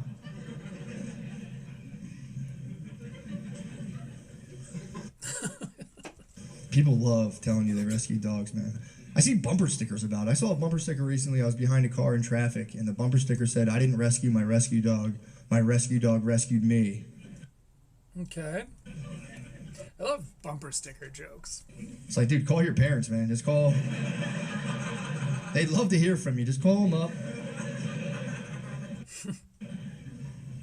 It's like we were in traffic. I'm like, dude, this sucks enough. Now I'm thinking about your life. My rescue dog rescued me. That's like the weirdest way to tell everyone behind you you've seriously considered killing yourself before.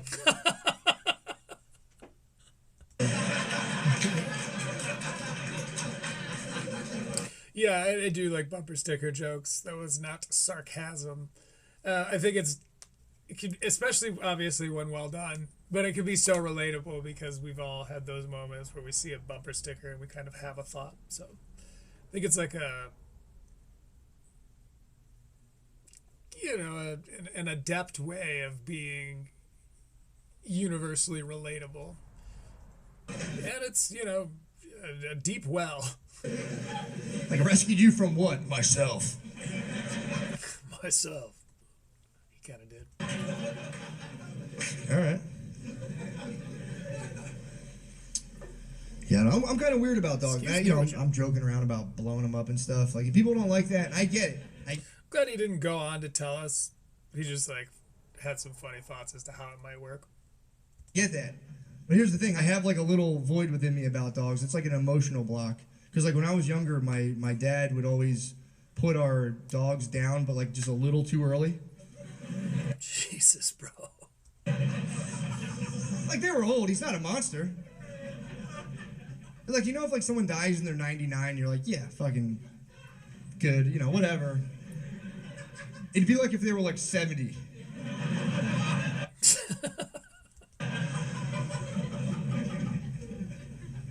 He just liked the new model. I don't know. Oh, God. I can't. There was a time one time. Audience. They're not turning on him or anything, but you can feel the air leave the room a little bit because it's sad. I went to go put our dog down. It was a little Jack Russell. I was 9 years old. I'm holding it in the back of the car. I'm like, I'm going to miss you so much. Her name was Maggie. I'm like, Maggie, I'm going to miss you so much. Don't you dare make me weep, Matt McCusker. My dad's like, all right, we're here. Wait in the car. I'll be right back. He came back 10 minutes later, just threw the dog in my lap. He's like, that vet's a pussy. Come on, we're out of here. Don't get attached. We're getting a second opinion. Oh, my God.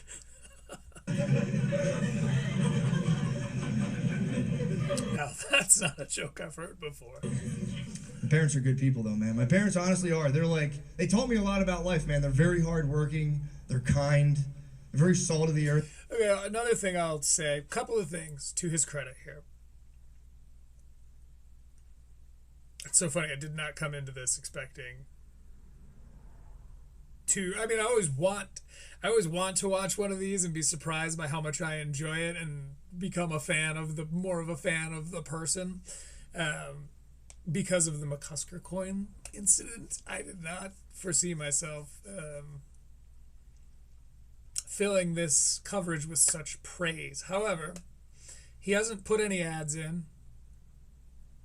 It's an integrity move. It's subtle, so probably not you almost wouldn't notice it because it feels so natural without them. But respect for that, McCusker, because any comedian, anyone that does that, it would be like putting an ad in the middle of a song. It's like, as you worked on this particular piece of art, you're just gonna like chop it up unsanctimoniously with just like HelloFresh ads. And Akash did a kind of unique thing with his like, did like a quote live ad read for that sports or some shit. McCusker has not done that. And also, I found it to be a really common trope that like some comedians who like to do dirtier material, a kind of blue or a little bit like gross cringe out material, they'll hide it. They'll fill their first act of their special, the first half of their, video with like jokes to kind of lure you in, and then they fucking turn on you. And it's all gross out, my bodily function this, and my sexual organ that. Like, and Sean Murphy did it, Beth Stelling did it. You see it, it's, I don't want to say common, but it's a trope for sure. Motif, if nothing else. Matt, who likes to be gross, did that in his first jokes. So I'm almost, if nothing else, I offer praise for that, because now at least I know like he might go blue later on. He might be one of those guys that like hits the gas. But it's an interesting take, because as much of a bad taste as it put in my mouth initially, it's like, okay, but the aftertaste is savory.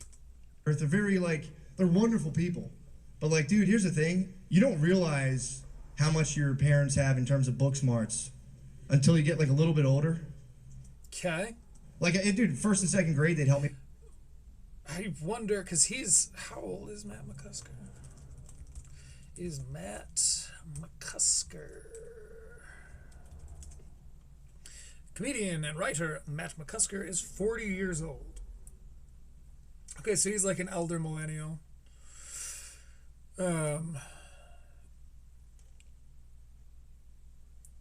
Couple years older than myself, but I'm just wondering if, because I had like Gen X parents.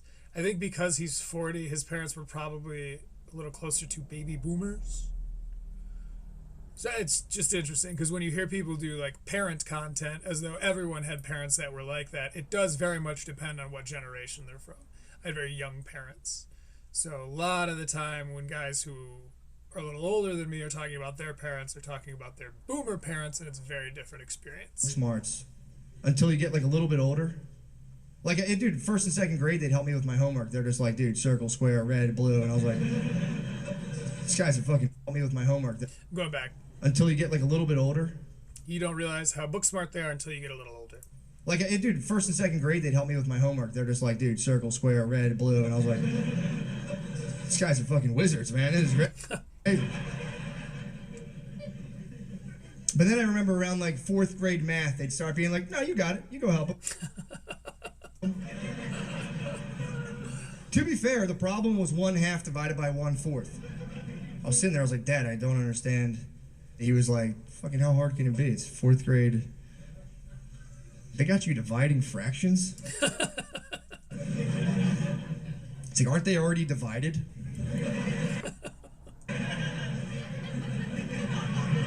It's like, that's what I'm saying.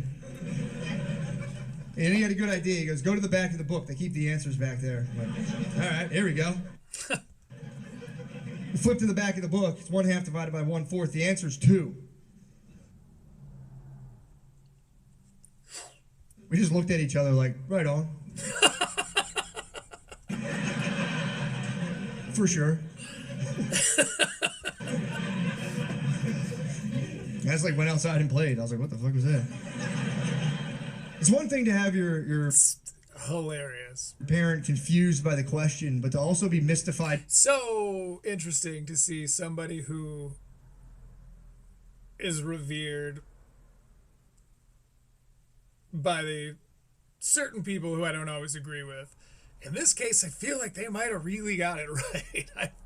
I am thoroughly enjoying this special so far. However, we'll let him finish up this joke, and then we're going to jump on in to our second installment of a reading from Choreography, a memoir by Corey Feldman. By the answer is tough. It's tough, dude. Though to be fair to him, dude, I still don't understand. If you have one half of a pizza and you divide it by 1/4 of the pizza, you get 2 brand new, fresh, hot, delicious pizzas. It's a literal math joke, but he, not in the sense that he's providing us with too many factors and I feel like I'm doing math when I listen to it. It's just literally a joke about math. Delivered to your door in under 30 minutes or less? No. Okay. So, funny bit. As he reaches his halfway point, we're going to jump into some copyright-free reggae and do a reading from Choreography. Corey Feldman, for those of you that don't know, was a teen star in the 80s. He was in Lost Boys and Goonies, and was quite famous back then. So, in the previous installment, we learned that he has a friend who is poor and trying to put himself back together as his mother has cancer. Corey, being the saintly individual that he is helping him do that. In fact, he even switched appointments with him. He said, "You take my appointment." And when his friend said, "I don't know how I'll get there," Corey said, "Don't worry, I'll send my assistant." Someone was banging on the door to my bedroom. "Corey, it's Eden. Get up, buddy. It's important." "What?" I called out in the darkness. No response. Had I imagined the knocking? I wasn't fully awake yet, still halfway inside a dream. "Corey, it's Mindy. You need to get dressed now and come downstairs." I wiped the sleep from my eyes, reached for my cell phone, and pulled it off the charger. 8:45 in the morning, 135 new messages. That was unusual. I scrolled through the list until I found the first one, sent from Sean Aston. Is that Samwise Gamgee? Sent from Samwise Gamgee at 5:32 a.m. It said, "I'm so sorry, bro. If there's anything I can do in the world for you, please know that I am here, Mr. Frodo." I sat up in bed with a start. What the hell is he talking about? And then, slowly, I realized that if my brother and sister were here, in my house, waking me up this early in the morning, something had to be seriously wrong. Then came that banging on the door again. "I'm coming!" I hollered, impatient now. I wrapped my bathrobe around me and began making my way down the stairs.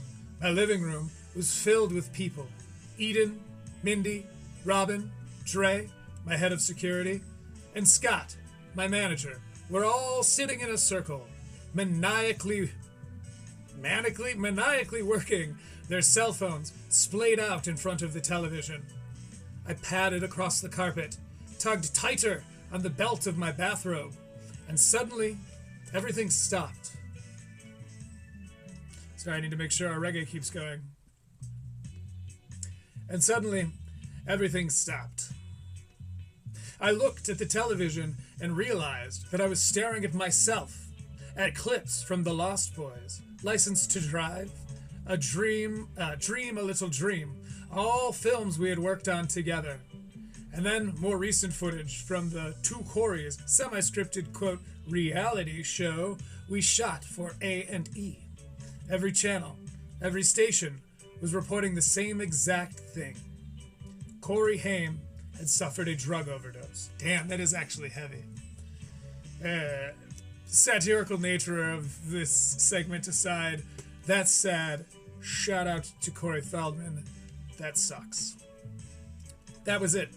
I had gone to sleep, and when I woke up, my best friend was dead. Pour a little out for our homies, my friends. There's no way this is an overdose, I said to no one in particular. I didn't care what the news was reporting. I knew he had no deed.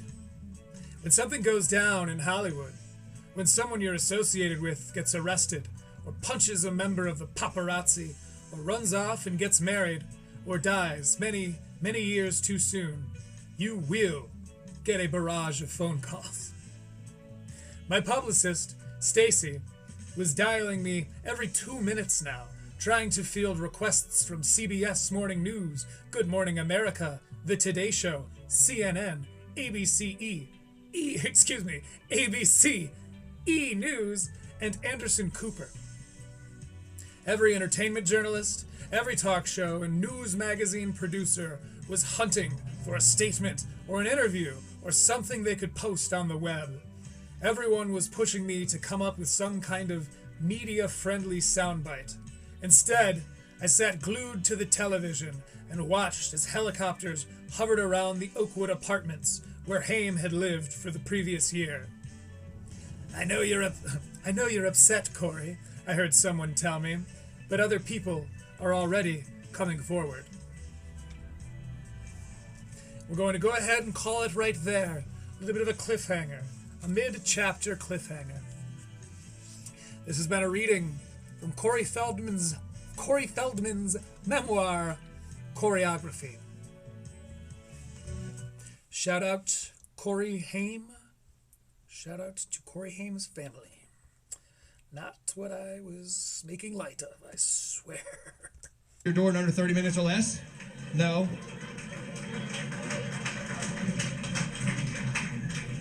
Yeah, man. Okay, so if you have quarter pizza divided by an eighth of a pizza, it becomes 2 pizzas. No way. My parents sent me to a Catholic grade school, which was fantastic. Another great move. Catholic grade school in the 90s was weird because I think they were still figuring out how to do it. This was also, Sean Murphy also was a Catholic school attendee. Like all my teachers, they're... To be fair, though, also an East Coast guy, so is Akash. We gotta get some West Coast comedians in this piece. All women. They didn't hire any dudes. It was all women teachers who cried 5 times a day. These ladies would just start crying. They're like, oh, Georgia. They start crying. I'm like a little kid being like, look, Linda, everyone's 30s are tough. We're going to figure this out. Personally, I think you should be fired if you cry as a teacher more than 3 times. 3 strikes. I have no patience for that, man. Like, dude, I couldn't see a group of kids getting to me like that. I would destroy them. Yes. Well, I was one of those little terrors. Just be like, I'm a loser. I don't mean to brag, but I did make up to 2 teachers retire early or quit. Loser? Okay. Yeah. Shit. Oh, well, yeah, that's why I made $27,000 last year, dude. Go back. Just be like, I'm a loser? Okay. Yeah. Shit. Oh, well, yeah, that's why I made $27,000 last year, dude.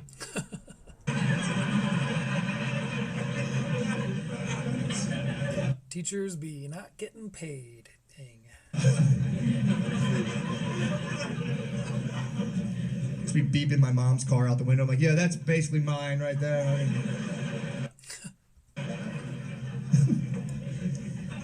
Yeah, I went from there to an all-boys Catholic high school, and Okay. Jesus Christ, that was worse. I went from Excuse me, Joe. crying ladies to senile priests. When priests lose their minds, it's like they go pure Da Vinci Code, dude. It's so scary. Catholics really do make pretty funny comedians. Can't imagine why. These guys are fully losing their minds. We'd be sitting in class, and we had this one guy's name was Father Muckluck. Just fire him based on the name. It's like, no. He was nuts, dude. He stopped class one time. We're sitting there, we're learning. He was like, boys, if you're going to masturbate, we're all like, we just quit, dude. We're all on the patch, dude. We're cold turkey. We're on the patch. It's like, boys, if you're going to masturbate, make sure you look at yourselves in the mirror and don't think about girls. Like, Good God. So to speak. this was Spanish class, by the way. I was like... And then the next day he came in, he's like, boys, if you're gay, you go to hell. It's like, dude, you tried to fuck us yesterday, man. Which is it? That used to scare me when I was little, and the priest would be like, if you're gay, you go to hell. I was always like, I was a little kid, man. I didn't We're zoomed way in on him right now. know. I had 2 older brothers. All they did was call me gay. It was a one shot, I believe they call it. I, for a while, thought I was going to hell. I've looked up a YouTube video, I would say, or 2, but I think it was literally just the one. For being bad at video games.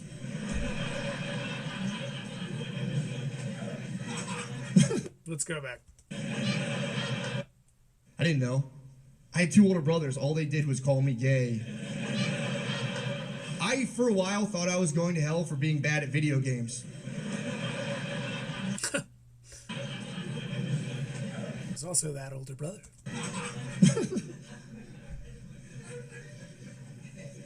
That was such like a terrifying way to picture God as a child. Like I was trying Okay, this is an interesting turn. to like really get a good sense of what God was when I was younger, and I was like picturing Something about hearing somebody talk about God into a microphone harkens me back to a strange time. like an aggressive frat bro ruling the universe.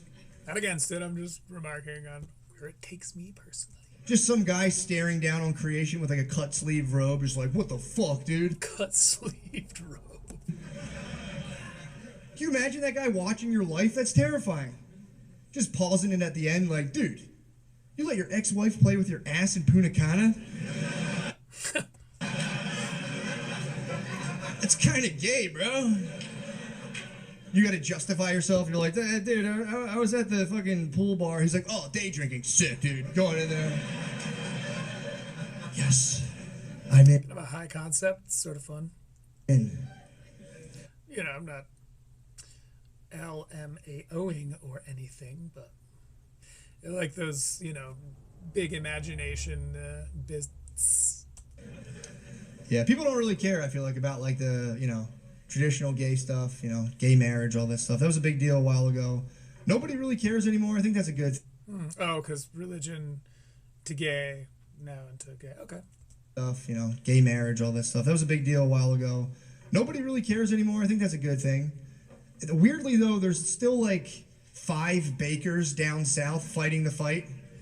Really, really strong transitions so far. You know those like cake Not forced really at all. Very, very organic. shop owners who won't make cakes for gay weddings? They're like Rambos in the woods, dude. They don't know the war's over.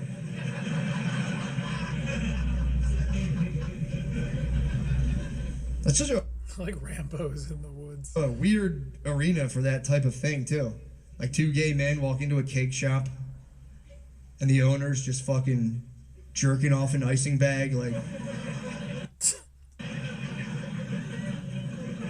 That is kind of funny. Dude, we love pussy in this cake shop. We're not down with that shit you guys do. Let me get back to finishing this sugar dove. I'm gonna finish this cake and finger my wife, dude. It's like... Get out of my cake Finish this cake. shop, you guys.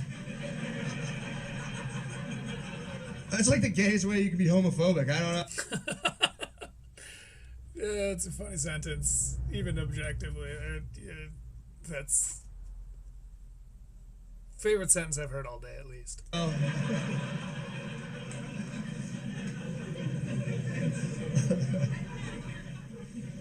Here's the thing, though. Here's the thing. They do have the constitutional right to deny services to whoever they want. And I love the Constitution. So it's shitty, because the Constitution does rule. But also, it's like, make the boys some fucking cake. Okay. I feel like here's what I think we should do to solve the problem. It's like, all right, cake shop owners, they have to make the cake. It's in the law. You got to do the cake. But they can make whatever cake they want. Just... The 7-tiered layers of hell. See what I mean? It's kind of high concept, very imaginative stuff. It's a compliment coming from me. Whatever cake they want. Just a 7-tiered layers of hell. Fucking. Just 2 melting grooms. Just.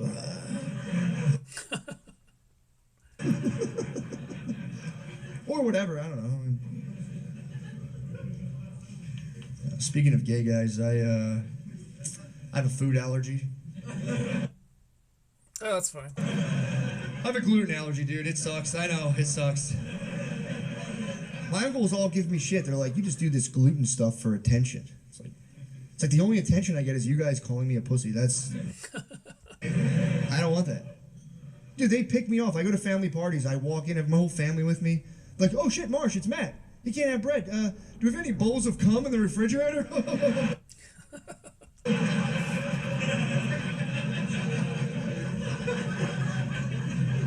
I'm trying to do a comeback. I have nothing. I'm like, that would be so much cum. There's no way you guys fucking... Yeah, it is. It's, you know... Kind of the second bad comeback joke in the last 10 minutes or so, but... It's weird having a food allergy because, like, you know, people on, like, weird diets all try to recruit you. When they find out, they're like my brother was vegan for a while. He's like, dude, you got to go plant-based. He almost had me. Like, I do like the idea of not hurting animals. I was like, that is pretty compelling. Interesting. But I have a problem where I always see both sides of things. So I also kind of dig the idea of killing a creature and absorbing its powers by eating its flesh. Again, it's a new take on the anti-vegan stance. He's doing a fantastic job of that. Again, I'm starting to understand why he's so popular. I'm enjoying this. Well, for me, where I kind of like, you know, where I tap out, I don't like with vegans. I don't like when they eat imitation meat. When they eat like soy chicken and tofurkey. It's not for me. Tofurkey. It's just weird, man. It's like you're doing this. Can you imagine being the person in charge of branding for that, landing on tofurkey? Like, we did it. Thing you say you don't. That's like We're going home. Walking around saying you're not gay and sucking on a dildo. That's how I feel. It's funny. So then you got to be like, I mean, yeah, technically you're correct, but that's a very strange choice. Like, no, man, it's a Going back. So then you got to be like, I mean, yeah, technically you're correct, but that's a very strange choice. Like, no, man, it's a textural thing. It's just, there's something to be said for that real dick feel. You got to try it, man. All right. Take your word. Oh, okay. It's a little bit adjacent to things I've heard before, but I've never heard that point made with regards to, like, fake meat or whatever. So now I have to go to Whole Foods, you know? If you have a food allergy, you have to go to Whole Foods. They have all the stuff you need. It's annoying because it's all so expensive, the food there. Something about it keeps hitting this frequency that makes one of my drums buzz. It must be my snare drum. Usually that's the one that'll do it. This little fella back here. Is just ridiculous. And it's also like a culture shock to go from like a normal Philadelphia grocery store to Whole Foods. So you go to Whole Foods, everyone's all like, ah, they're all happy and like, well, hey, what's up, man? Like, I'm used to like regular cashiers at like an Acme. Just ladies just fucking slumped and defeated, dude. Just a grandma with... Again, props to his transitional capacity here. Because looking back, I have no idea how we got to this point, but you know, the point where we're talking about slumped over cashiers. But I, at no point was like, oh, that was a jump. So we're going to go back a little bit, but also give credit where it's due. Like, ah, they're all peppy, like, well, hey, what's up, man? Like, I'm used to, like, regular... Choreography bummed me out. Hopefully there's a little bit of resolution. That is still the introduction. I knew the Corey Haim stuff was going to be quite sad, but I'm sure it'll be worth it. We're all going to go on the journey together. We'll do another reading next episode. Cashier. Next level. There's like an Acme. Just ladies just fucking slumped and defeated, dude. We'll get some water real quick. It'll be 2 shakes. Not even. A shake and a half.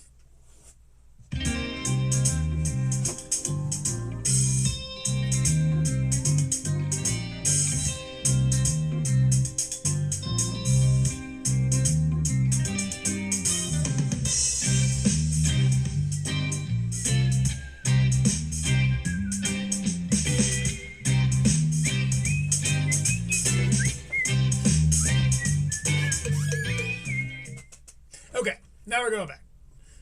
Again, shout out to Dr. No Copyright Audio Library. That, by the way, could be a lie. It's just like a trap. But hopefully the good doctor is not going to be a dick about it. Just a grandmom with two big wrist guards on their arms, fucking slugging at Deer Park, like, ugh. Just wiping tears off the belt, fucking. It's got to be a little bit more Mio in here, but only a splash. There we go. That's what I'm talking about. By the way, Mio, I don't love this new. Why with the red and the green and the blue container? Was this like the cheapest option, or was this an upgrade? Bring back the black. You go to Whole Foods, they pick up every item. They're like, oh, what's this? I never had this before. It's like, of course you haven't. You're a cashier. Some kind of political statement, Mio? You can't afford this shit. Fucking. Fuck in the bag. Everything there is expensive, dude. Everything at Whole Foods is super expensive, and Okay. the reason why That's true. it's kind of a weird reason. Like every product at Whole Foods is designed to make you feel. This is a little bit. You know, I mean, I'm having a good time watching this, but as far as the critical leaks of it all is concerned, it's interesting when I don't really have much that I'm, critically speaking, I've been very impressed with just about everything across the board here. I think it's a little bit more lively when I think I enjoy it more when I don't enjoy it. But I do intend on, always being honest. And when someone surprises me like this, I genuinely expected. I suspended my disbelief, of course, but I genuinely expected to come into this just being like, ooh, people are going to hate my takes on McCusker. But yeah, I mean, an entirely different classification of comedian from others that we've seen. It's pretty good, pretty impressed. Like you're a good person. But usually by 31 minutes in, I've already said some things I regret. Like everything, you pick up a bag of sugar, it's like 2% of the proceeds of the sugar go towards some kid in a fucked up country. The kid is so sad. Okay. He's having such a bad life, and his mom's mean to him, too. His mom's mean to him, too. And if you buy the sugar, we'll give him some shoes, maybe. And you're like, oh, that's nice. I get all invested. I'm like, my boy's out there. It was what my grandma, my mom's side, would always give us. It was the Heifer Project or something. But she would always give us a card that was like, you paid for one goat for this family in somewhere very sad. So it's kind of you do end up kind of pulling for them. But they never write you back. Fill your cart with all this stuff. You're like, dude, I am a good guy. And then you go check out and you see the sales tax. And you're like, that goes towards bombs for that same kid. Dang it. Okay.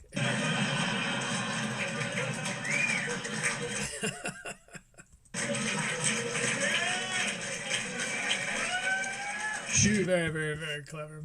Enjoyed that. It does. But then I bright-sided. I'm like, Okay, this is the second time I've looked down and seen this Jacob Samuel guy.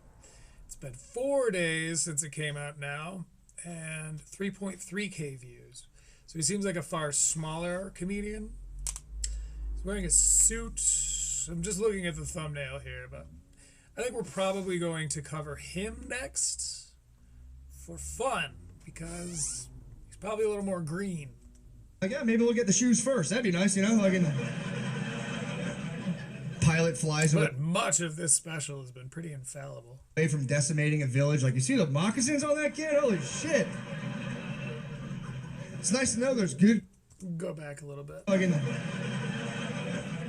pilot flies away from decimating a village. Like, you see the moccasins on that kid? Holy shit. Oh, because they got him shoes. Okay. It's nice to know there's good people in the world doing important work. Yeah, he's descriptive enough with these hypotheticals that he can really kind of paint a picture without bogging us down with too many details or too many wouldn't it be funny if situations like these pilots. He spent just long enough putting that image in our mind, which is, I believe they call that good word economy. It is weird that products are designed now to like make us feel certain ways morally. I don't know, man. That's like when the medieval So he's getting at here. church used to sell indulgences where like you could buy your way into heaven. That's what it feels like to me. It's kind of creepy. Is that true? About indulgences? It sounds true. And it's funny because like no one knows this, dude. The first company to do this was Stouffer's. They did this years ago. I think I was the only one who noticed. Stouffer's had this thing. It said, "Let's fix dinner." That was their whole campaign. Okay. They didn't do anything. They just put a fact on all their boxes of food. The fact was families who eat together more than 5 nights a week are 50% less likely to have children who abuse drugs and alcohol. What the fuck? That was it. You just go, I must be on the other side of that 50. oh, yeah, okay, sure. It's got nothing to do with Stouffer's. Like if your mom's at home microwaving your dinner This is a funny little observation. Very, very specific. Like if your mom's at home microwaving your dinner 5 nights a week, there's a good chance that she does drugs and alcohol, dude.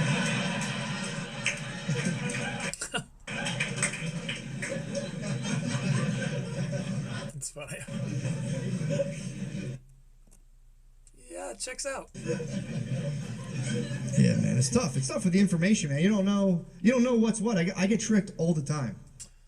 That was a little bit of a New York slide I constantly where he threw out this new subject that we're going to quite confidently as though it correlates directly to the previous subject, even though I don't think it does. We're talking about Stouffer's.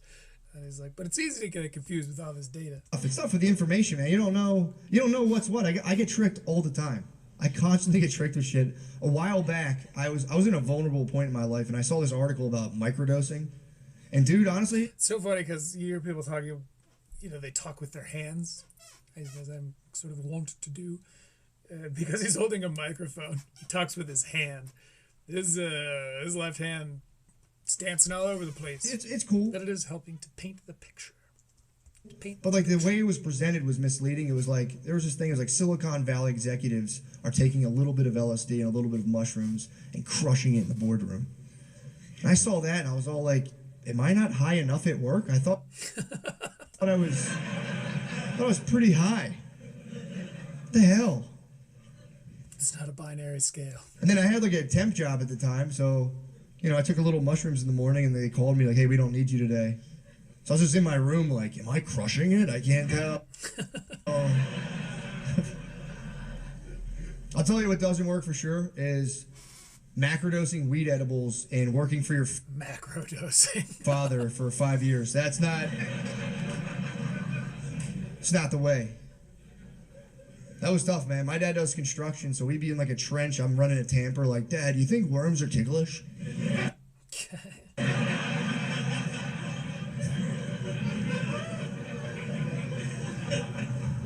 See my father be physically disappointed is fucking...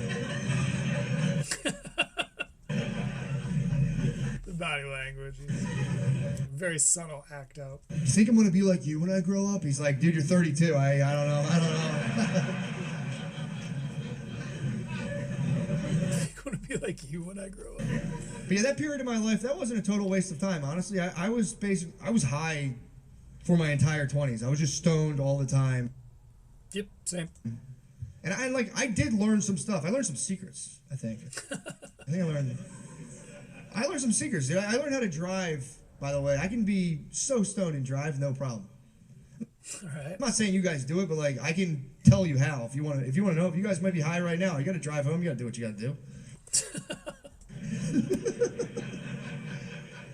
If you're way too high to drive, here's all you do. You just look at the road signs and you do exactly what they say. I think that's what they're there for.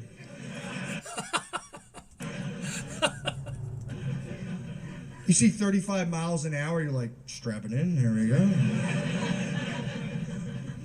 No turn on red? I wouldn't dream of that. I wouldn't dream of that.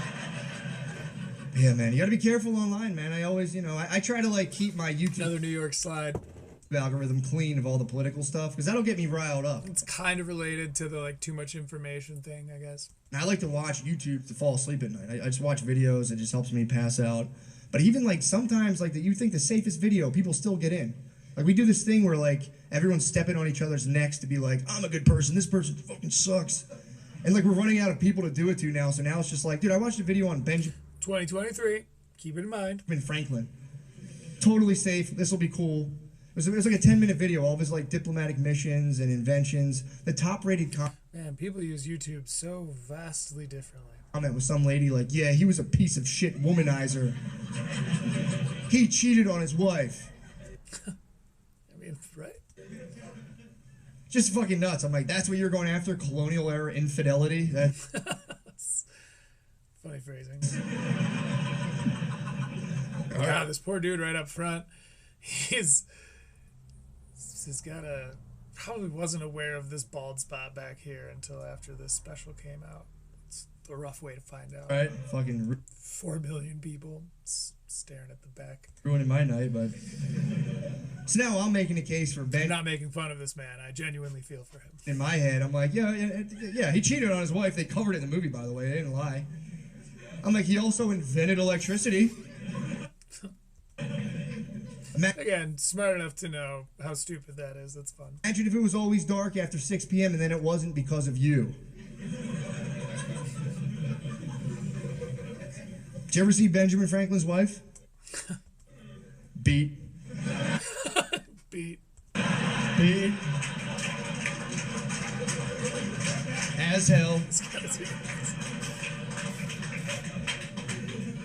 It wasn't her fault. All the women back. Obviously, I'm breaking this up, you know, into small sections and critiquing, doing my best to educate and providing a commentary.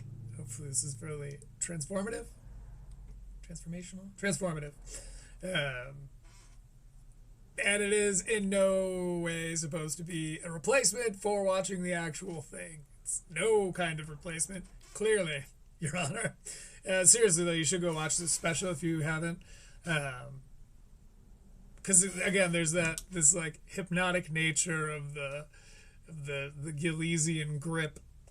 But, yeah, so you could probably get through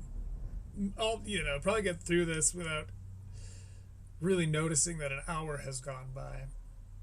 Because again, I mean, it's sound. Then they didn't have vitamins. In my opinion, I mean, this is the type of stand-up comedy that I like, and it's very well written and well performed. All just fucking. I still am not sure about McCusker coin, though, Mr. Shaman. How did they post that picture of your dog? They all had those big, who I now have a backstory for. thick truck driver forearms from constantly burying their kids. That's all they did back then. Fucking.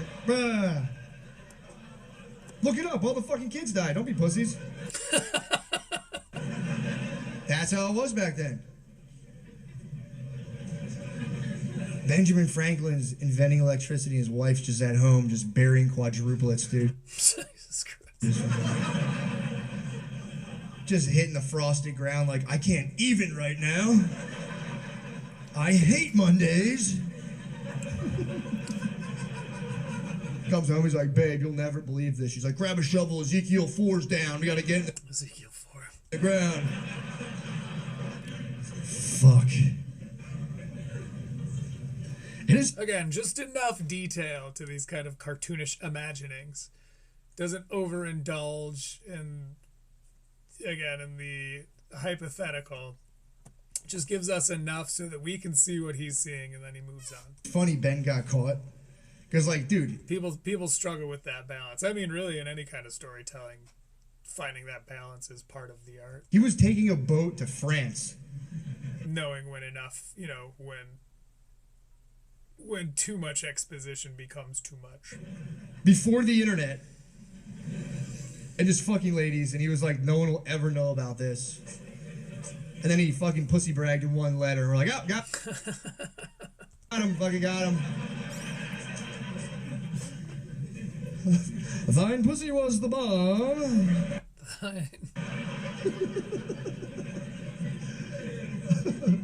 Got him. Okay. That was a shitty time period to live, man. A couple hundred years ago. Dude. Another smooth transition. That was like so tough, man. Dudes would just die. Like there was guys whose lives would consist of them just walking in the woods one day and twisting their ankles and just laying there for 2 weeks like, hey! It's, probably very true.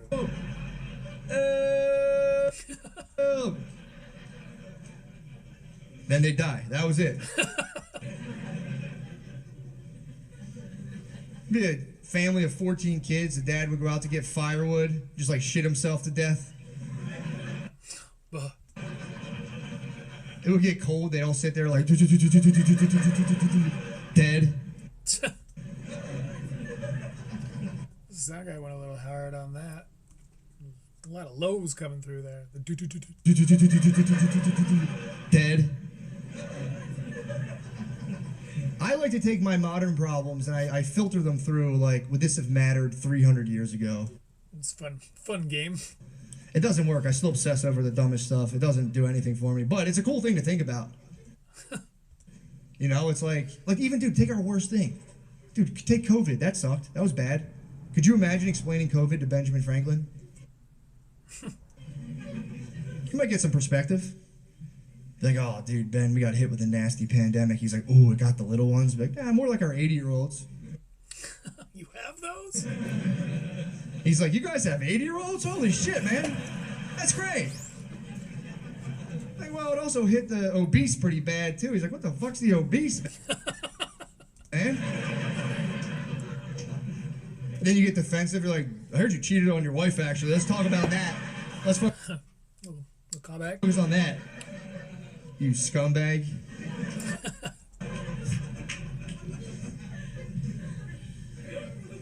He is a piece of shit for that. I would never cheat on my wife, man. I love her to death, man. My wife took me in at a bad time, dude. Not a good transition. I was a divorcee.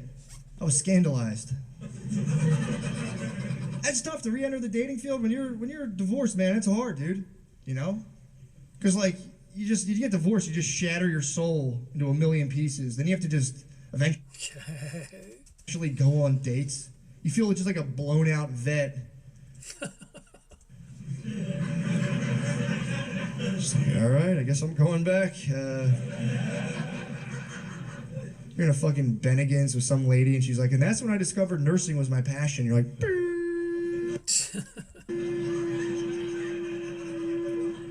like shell shock. Ah. It was weird too, because like, you know, my wife, when we were dating initially, I had been married and she had never been married before. So that's like an awkward dynamic. That feels like. Yeah, it's interesting. He's got a keen eye, so these little observations where like on the surface it might seem kind of cursory. He's had a unique take on almost all of these. Like you're watching I've only been able to call one of his shots. Movie with someone where like you've seen the movie. Versus like Akash, where I was rewatching that. I was crazy. And they haven't. Had his number. You know, you're out in the beginning, they're like, this is great. You're like, yeah, wait till you see the end. It's pretty sad and fucked up. It's pretty bad. It's pretty bad. You know, it's not that big of a deal. Clap it up, your parents are divorced. It's not that big of a deal. Clap it up right now. There we go. Yeah. It's a little fewer than I would have thought. Yeah. I wonder where this was filmed. I don't think it told us anywhere, but a lot of these guys like to go back to where they are from. And again, shout out to Mr. McCusker, because there are no ads in this. Yeah, man. Yeah, man. My parents are still together. Sorry about your parents. That's a shame. But, that is funny. I was hoping no one would clap. I wondered why, like, insisted. Is anyone engaged, by the way? Is there any engagements? There you go. There's the man right there. Did you do the engagement photos? Oh.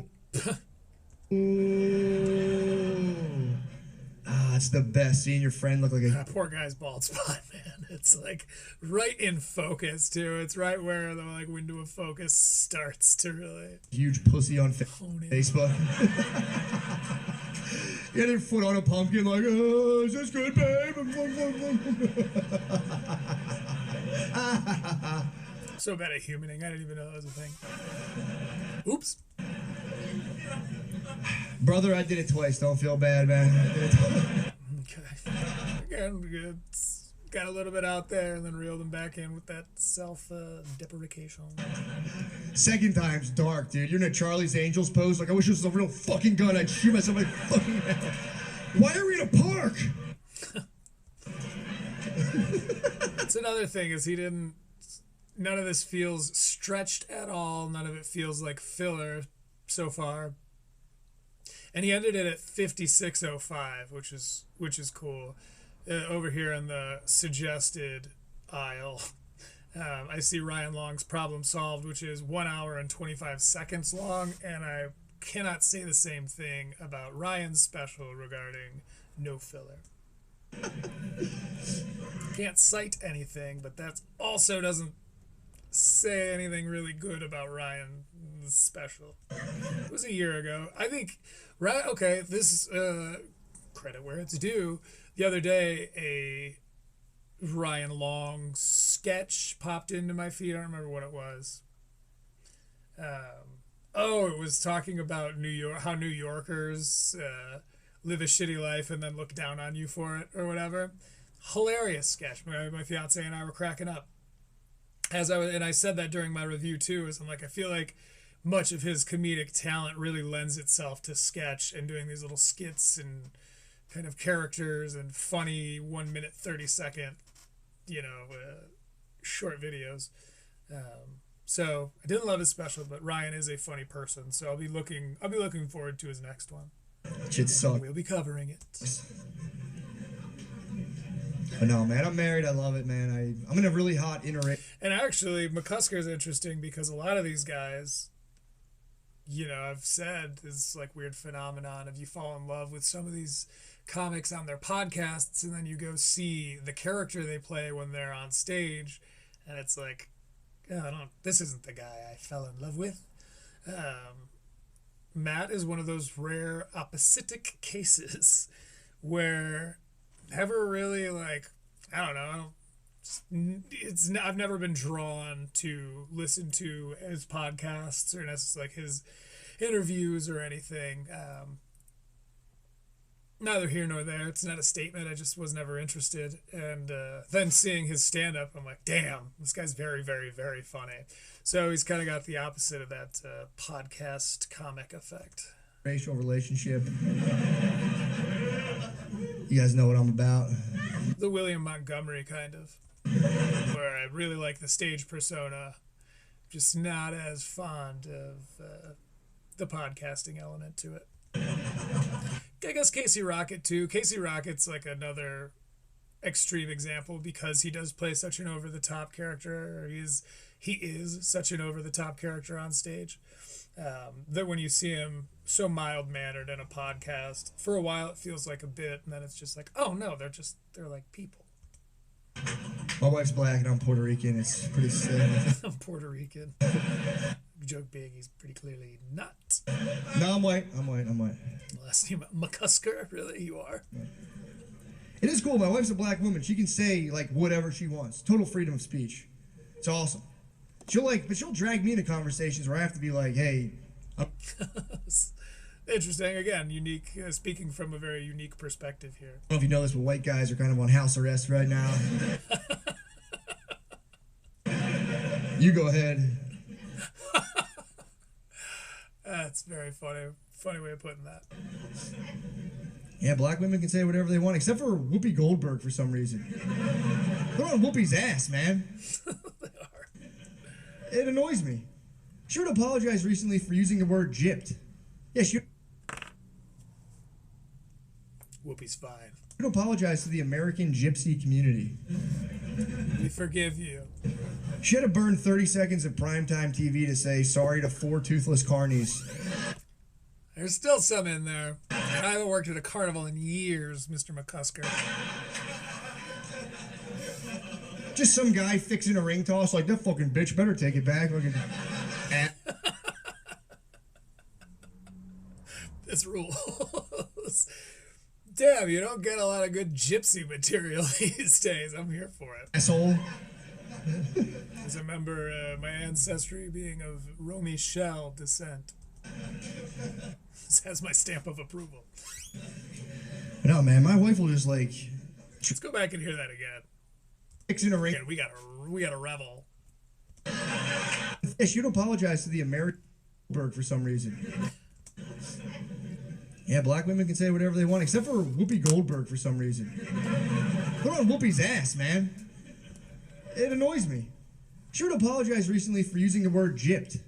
Yeah, she would apologize to the American gypsy community. I did almost do an assault on a guy for that one time, but it's not because of what he was saying. It's because he was doing it to piss me off. And I was like, this is gonna work. Clearly you're trying to antagonize me, and I am antagonizable. But it had far less to do with gypped. That's just one of those things. Like, yes, it does mean gypsy. Like, if the gypsies rip you off, you know, ripped is a good replacement if you're, you know, of that particular sensitivity. But it's not something that anyone I've ever known takes actually, like, personally. Again, unless it's an attack, in which case it's like, sure, you could have done that with any word, though. You gotta burn 30 seconds of primetime TV to say sorry to 4 toothless carnies. Just some guy fixing a ring toss like, that fucking bitch better take it back, fucking asshole. Hilarious.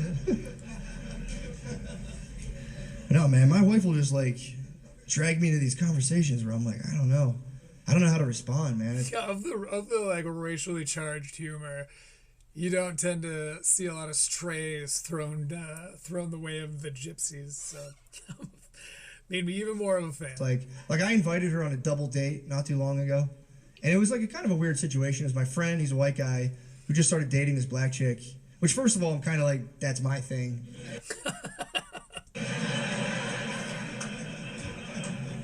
We're coming into around the last 10 minutes. Again, you'd never know. I mean, this has been quite smooth. Scarred Diffusion, strange name.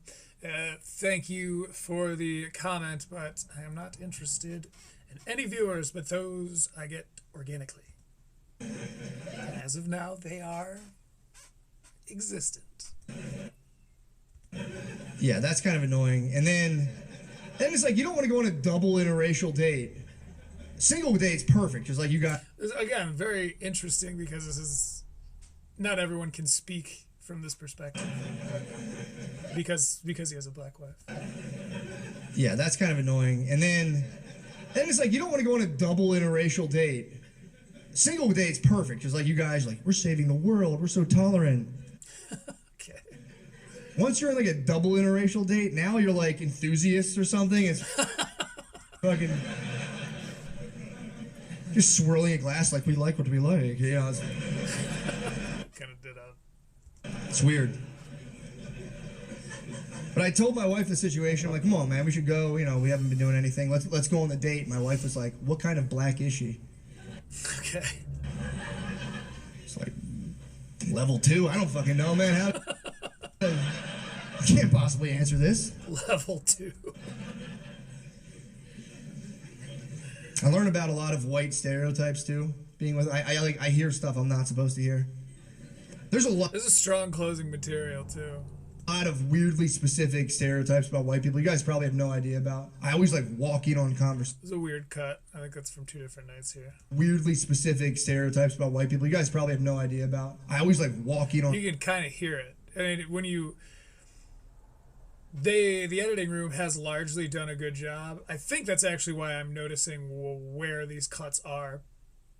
Because when it's a cut from the same night, they're doing a really good job of not slicing it between words so that the audio kind of carries over through the cut. So that continuity in our minds, it's like, okay, this is the same sentence from the same night. Versus when they do like a hard cut between sentences and the audio kind of has slight discrepancy. There's a little bit of a difference. It's a little bit more noticeable. But I think that's only because they've done such a good job in a lot of these edits, except for these rare 2 or 3 that I've pointed out. A lot of weirdly specific stereotypes about white people. Again, not costing anyone any points, but Well, you guys probably have no an observation. idea about. I always like walk in on conversations where I hear them and I'm kind of like, One more time. you guys probably have no idea about. I always like walk in on You guys have no idea about. I was like walking. It's, I think, two different nights, but you know, well put together regardless. conversations where I hear them and I'm kind of like,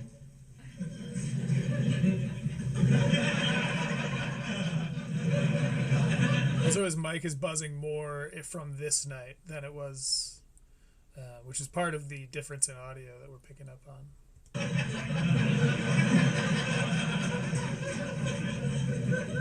I just opened my door. I walked in on one recently. I opened my door. My wife was talking to her aunt on speakerphone. It's a cultural thing, and It's a cultural thing. I opened my door. I opened my door. It's a custom. Be respectful, and It's a custom. I just opened the door to her aunt, being like, you know, white people don't care about their grandparents, and I was like, ah, damn it, dude. Fuck, that one's true. That hurts. That's. Heifer Project, remember? I didn't know anyone knew about that. How the hell did they know? It's true. My mom calls me every like 5 months. She's like, you know, your great aunt Bridie died. And I'm like, Mom, do I? She's like, you have to go. I'm like, oh, fuck, all right. I have to go literally ID the body at the funeral. I go and I'm like, oh, fuck, that lady. So great aunt's passing away when he's like near his 40s. I mean, he could have had like some young boomer parents or like some old Gen Xers, I guess, depending. I'm just still curious because it does seem like he has, the way he's described it and kind of the way he just sort of is, comes off a little bit more like he was raised by a baby boomer family.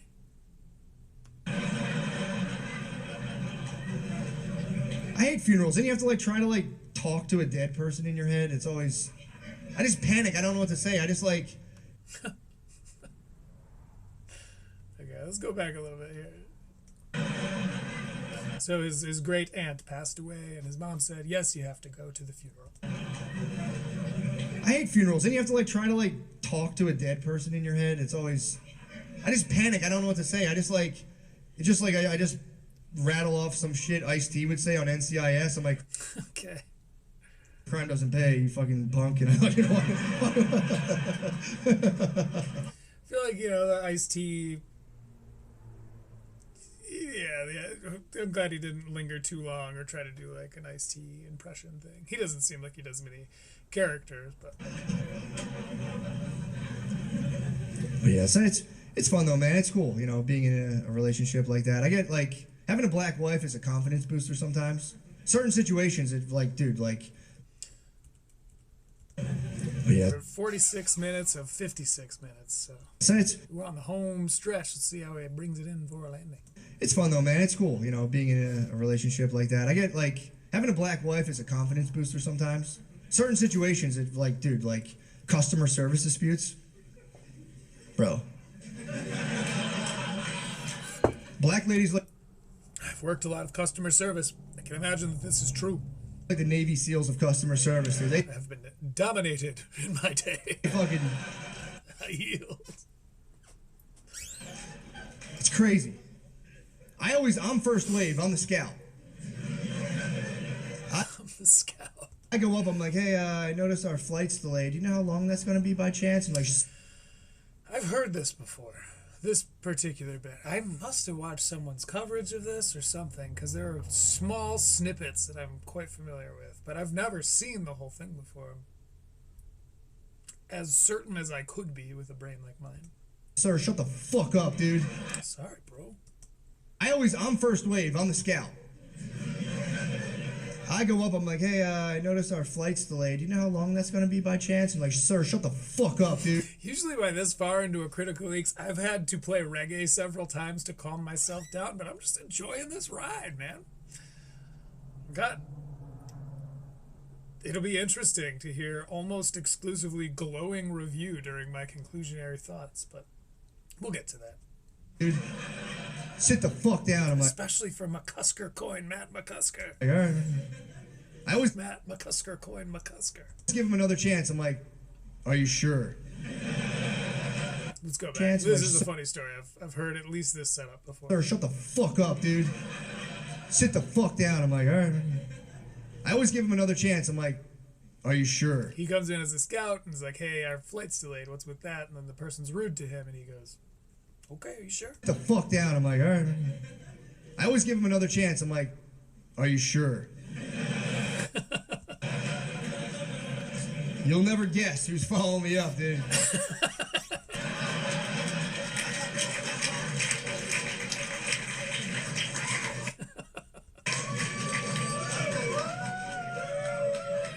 That's another thing is he has so much stage presence and he's very clearly experienced, so he knows when he's dropped a bomb and can just kind of let it hang, kind of let him, not necessarily like think it through or like wait for them to get it, but just kind of those like micro mic drop moments, those micro drop moments, if you will.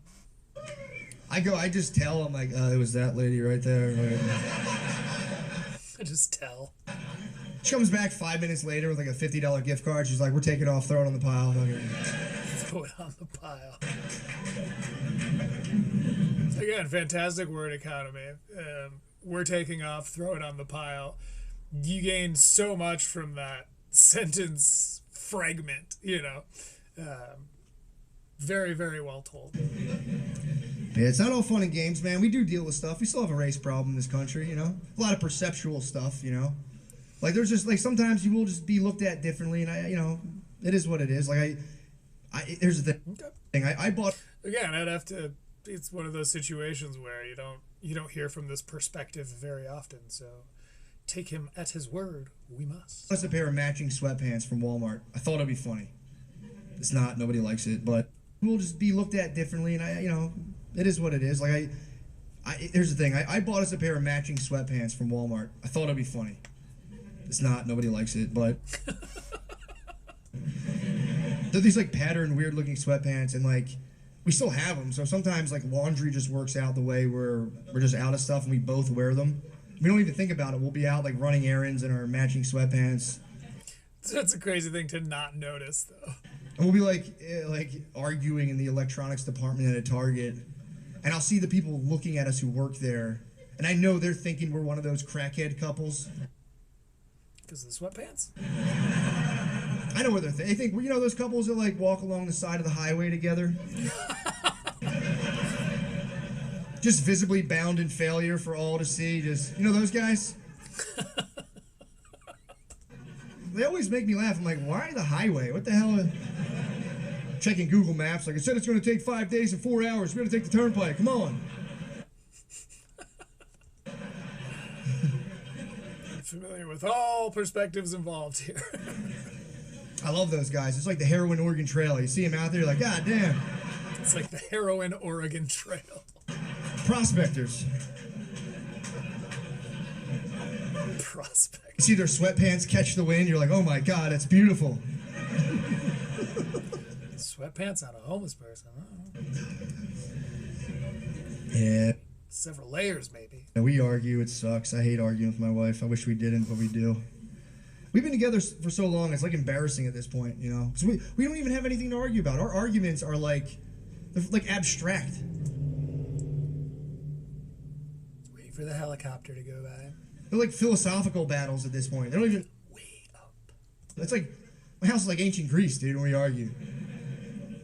Like, my wife, it's like stupid stuff. Like, I'll be downstairs, she's like, hey, make sure... It's like ancient Greece when we argue? What's he talking When about? we argue. They're like philosophical battles at this point. Oh, I see. It's like... My house is like ancient Greece, dude, when we argue. The Republic. Like, my wife, it's like stupid stuff. Like, I'll be downstairs, she's like, hey, make sure you load the dishwasher before you go to bed tonight. And my brain does that thing where it's like, delete, fucking... Control, Alt, delete. I don't... It's a different thing, but... All right. do it on purpose. My mind's just like, this other thing's more important. Delete and Control, Alt, delete. Two very different commands. And then I just... Sort of a computer guy. In that this is a computer. I hate that I do that. But then the next morning, it all crashes down on me. She's like, why didn't you load the dishwasher? And I'm like, I forgot. She's like, how did you forget? And I'm like, you want me to explain the absence of thought? Okay. It's a logical fallacy, and I won. It's a logical fallacy. You want me to explain the absence of thought? It's a logical fallacy. We argue over the toilet seat. Really funny. That's so embarrassing. I hate that, man. Just so stupid and cliche that, you know. But yeah, she all the time. And dude, I'll put it down. I don't care. I'll put it down. Sometimes I forget. You know, and I'm like, all I'm asking you is just fucking gently lower it. Don't slam it like an asshole. Just fucking, just put it down. It's not the end of the world. And I'm like, what's the worst thing that could happen by it being up? She's like, I could fall in there at nighttime. It's South Park. Like, what do you run to the bathroom ass first and jump? What the fuck? It's a South Park thing. Clyde's mom. So now I do. I put it down every time, but I also put that little one too. I put that down like, fuck you. I dropped that down. I always wonder, because that was a huge deal when I was growing up. So maybe that was just like my mom had that shit locked down. But yeah, I always meet people who talk about that where it's like, what, I'm supposed to remember to do that? Like, seems crazy to me, but I guess that would be my mother's doing. Yeah, I had a sister. It's not like I grew up with exclusively sisters or anything, but he said he had brothers, so maybe that's part of it. And I pee on it a little.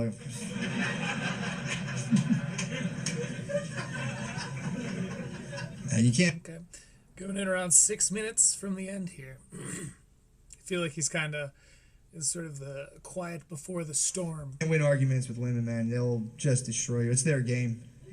You think you win, they'll wait like 3 weeks and just fucking lance you. It'll be 3 weeks later and she'll be like, what's up with your teeth? What do you mean? She's like, oh, never mind. I'm like, what the fuck?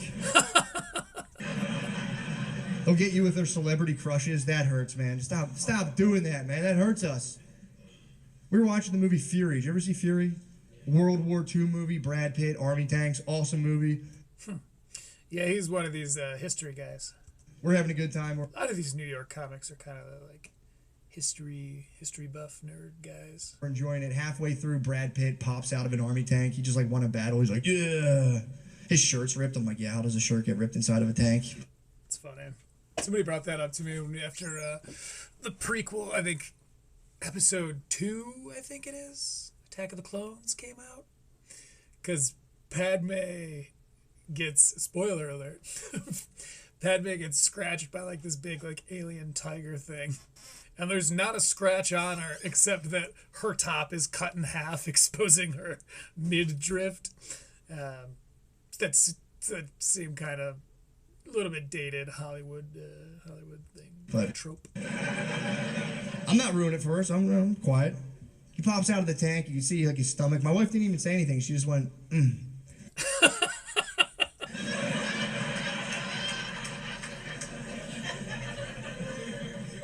Now I'm watching a whole different movie. I'm rooting for the Nazis now. That's funny. I'm Googling shit. I'm like, yeah, the economy was pretty fucked up. No one wants to talk about it.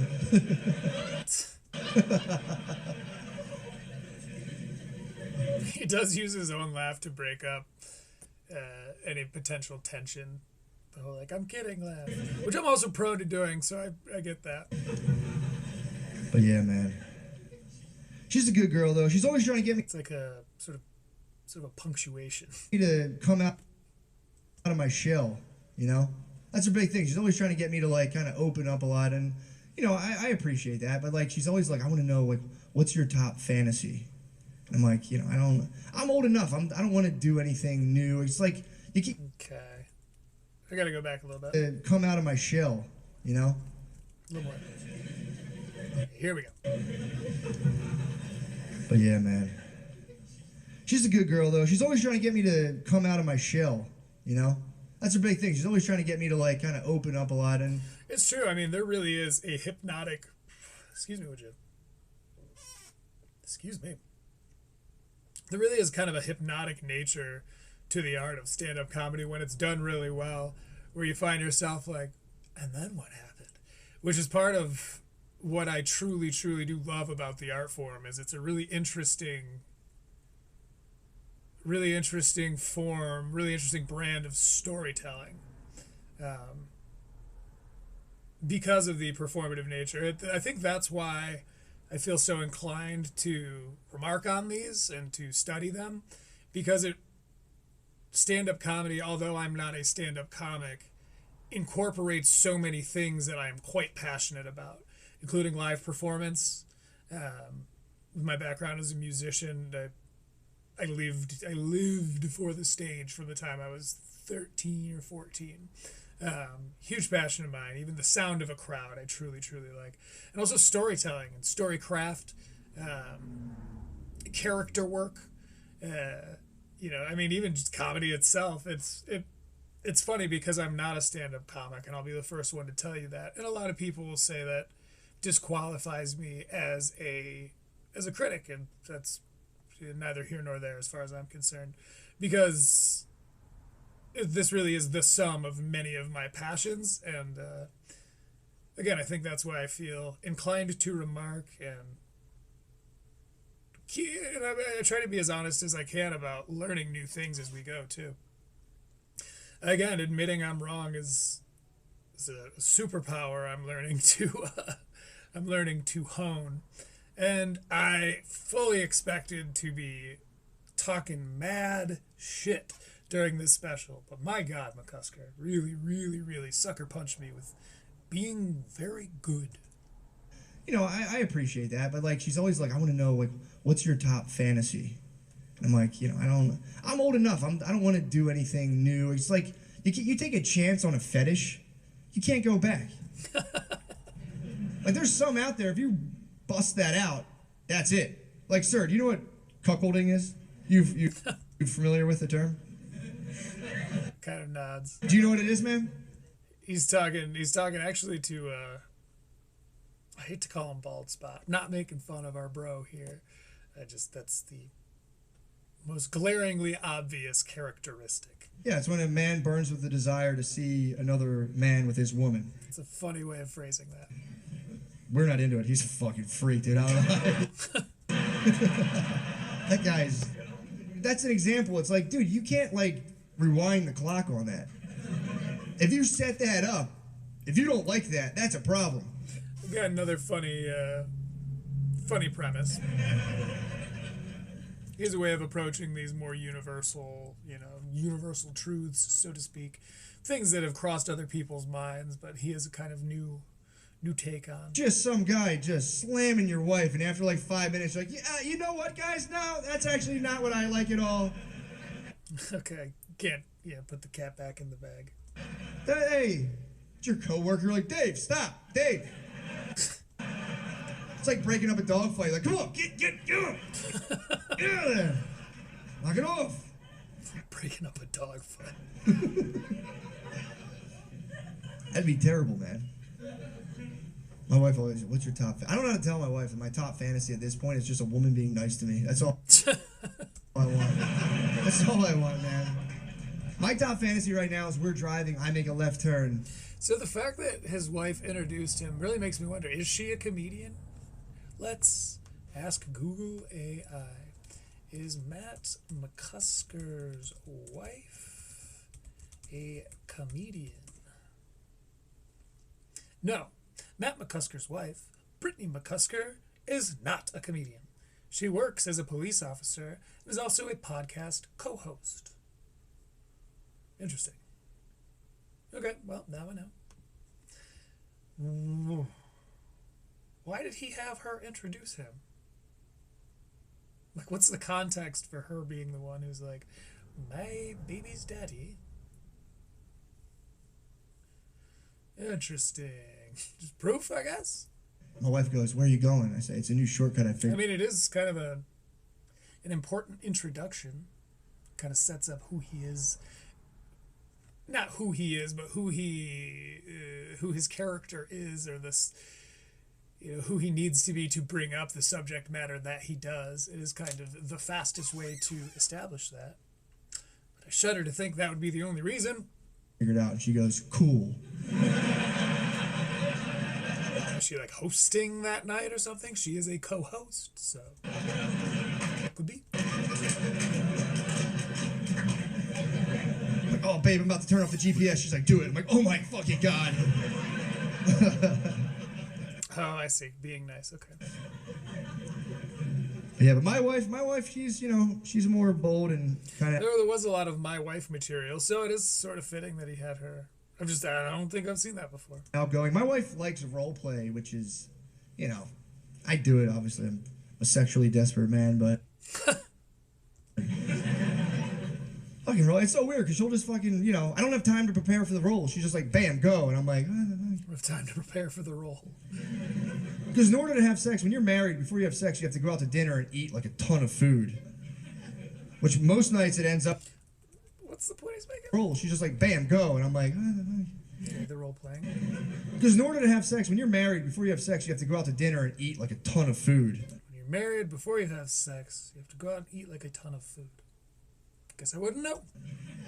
Which most nights it ends up with like two just stuffed people looking at each other going like, nah, fucking Okay. scrap it. We'll do it later. But on this night, you know, the planets aligned. We're sitting on a couch. We're full, just grossly making out a married couple, just fucking, just like two slugs mating, just Oh, God. trying to force blood to our genitals. Jesus, man. And then my wife, you know, she springs the roll on me. She goes, "You're not going to tell my husband about this, are you?" Okay. It's kind of doing a little bit of an eyebrow face. It's like, you want me to practice cheating on me with you? You want me to practice cheating on me with you? Another, again, he's quite adept at crafting some phrasing that really sticks with you. All right.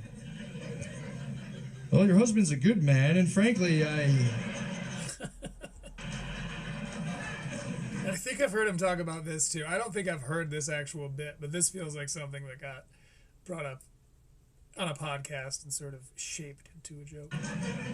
Honestly, the amount I've enjoyed this special makes me glad I'm not a fan or an avid follower of the Matt and Shane's Secret Show. Because if he has been developing this kind of half on air, it might not have had the same zhuzh for me, but it's good.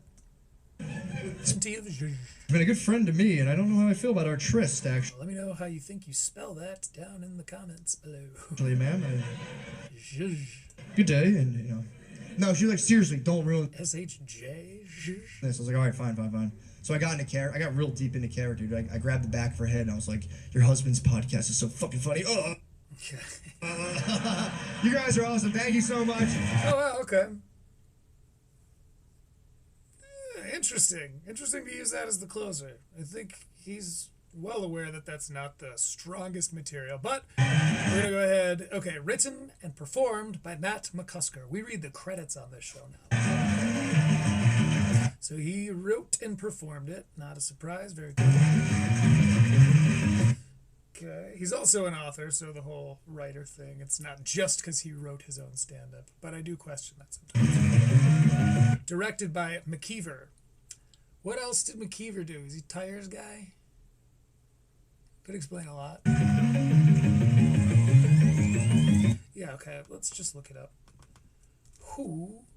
What has McKeever done for the community? John McKeever. Okay, known for Tires, Gillian Keeves, and The Special. Okay, cool. So McKeever makes a lot of sense. A lot of mix running around in this group. McCusker, McKeever, McCann. So produced by Victoria Harrington, and behind the credits, of course, is Matt on his rollerblades, which was a fantastic way to start off this special. Showed kind of his brand of humor. He's kind of like hunched over doing this as he's skating. Produced by Victoria Harrington. Produced by Mark Rittenmeyer. Maybe that's just one of those names that sounds familiar, but I think I've heard that name before. was produced by Mark Rittenmeyer. Okay, we're going to go ahead and just mute this. Produced by Mark Rittenmeyer. Director of photography is Ted Moran. I don't know what, but it's the DP, LOL. Matt's doing skate tricks. Camera operators, John Coley, Mark Grasso, Mike Gallagher. I think that's all the credits I really care about. Edited, there we go. Edited by Connor Kelly. Connor Kelly, you did a pretty damn good job. I imagine that those little things that we picked up on during our review were probably repairs for something far, far worse. If given the small amount that I know about the editing process. We'll go ahead and finish out the credits just in case we missed something important. Produced by Parked Out Front. I don't know what that is. Some kind of producing brand. Yeah, then we got a whole list of fast credits, title design, set decorator. Music is Peace, Love, and Wubs by LS Dream, featuring Kojaks. Special thanks. So it was the Helium Comedy Club. Let's look up where that's at. Where is the Helium Comedy Club? Helium Comedy Club. Oh, they have lots of them. It's a thing. They have one in Philadelphia, Portland, Buffalo, St. Louis, Indianapolis, and Atlanta. So, anyway, that'll do it for credits. That'll do it for Matt McCusker's The Speed of Light. Holy shit, I was not expecting to enjoy that nearly as much as I did. I was honestly going into this show being like, all right, I need to bring up the James McCann thing, because I really did enjoy his performance on Kill Tony. It's a little bit of good faith, like before I go into McCusker, who I was just so sure I was going to hate. Really, really well written, very well performed, fantastic command of his character on stage. He speaks from a perspective that's uniquely his. He does a good job of comes a little bit close with some of his mannerisms, does this a couple of times, but he also has really done a good job of manufacturing and displaying his own style. I hate to say it, let me check judges. The judges agree. We became a fan of Matt McCusker's comedy today here at Critical Leaks. Wow, wow, wow, wow, wow. It's it hasn't happened yet. Beth Stelling came close. I like Beth Stelling now, but I wouldn't refer to myself as a Stelling fan necessarily. Because the whole turning kind of blue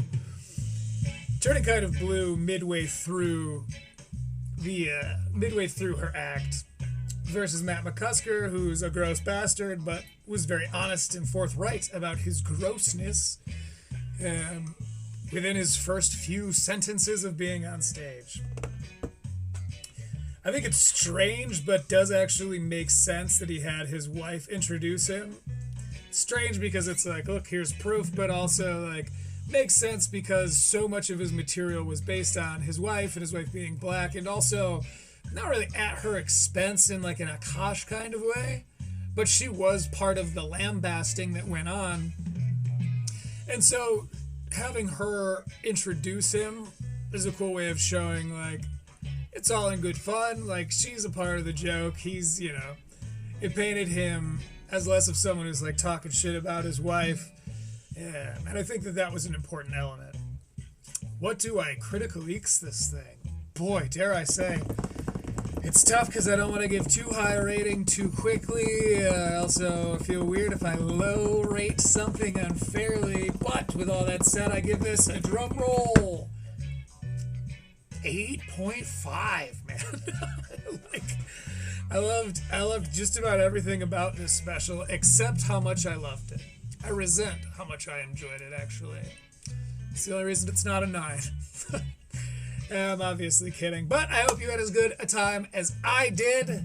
Thank you for checking in per usual. Please consider subscribing to help me get to 50 so I can start going live on YouTube.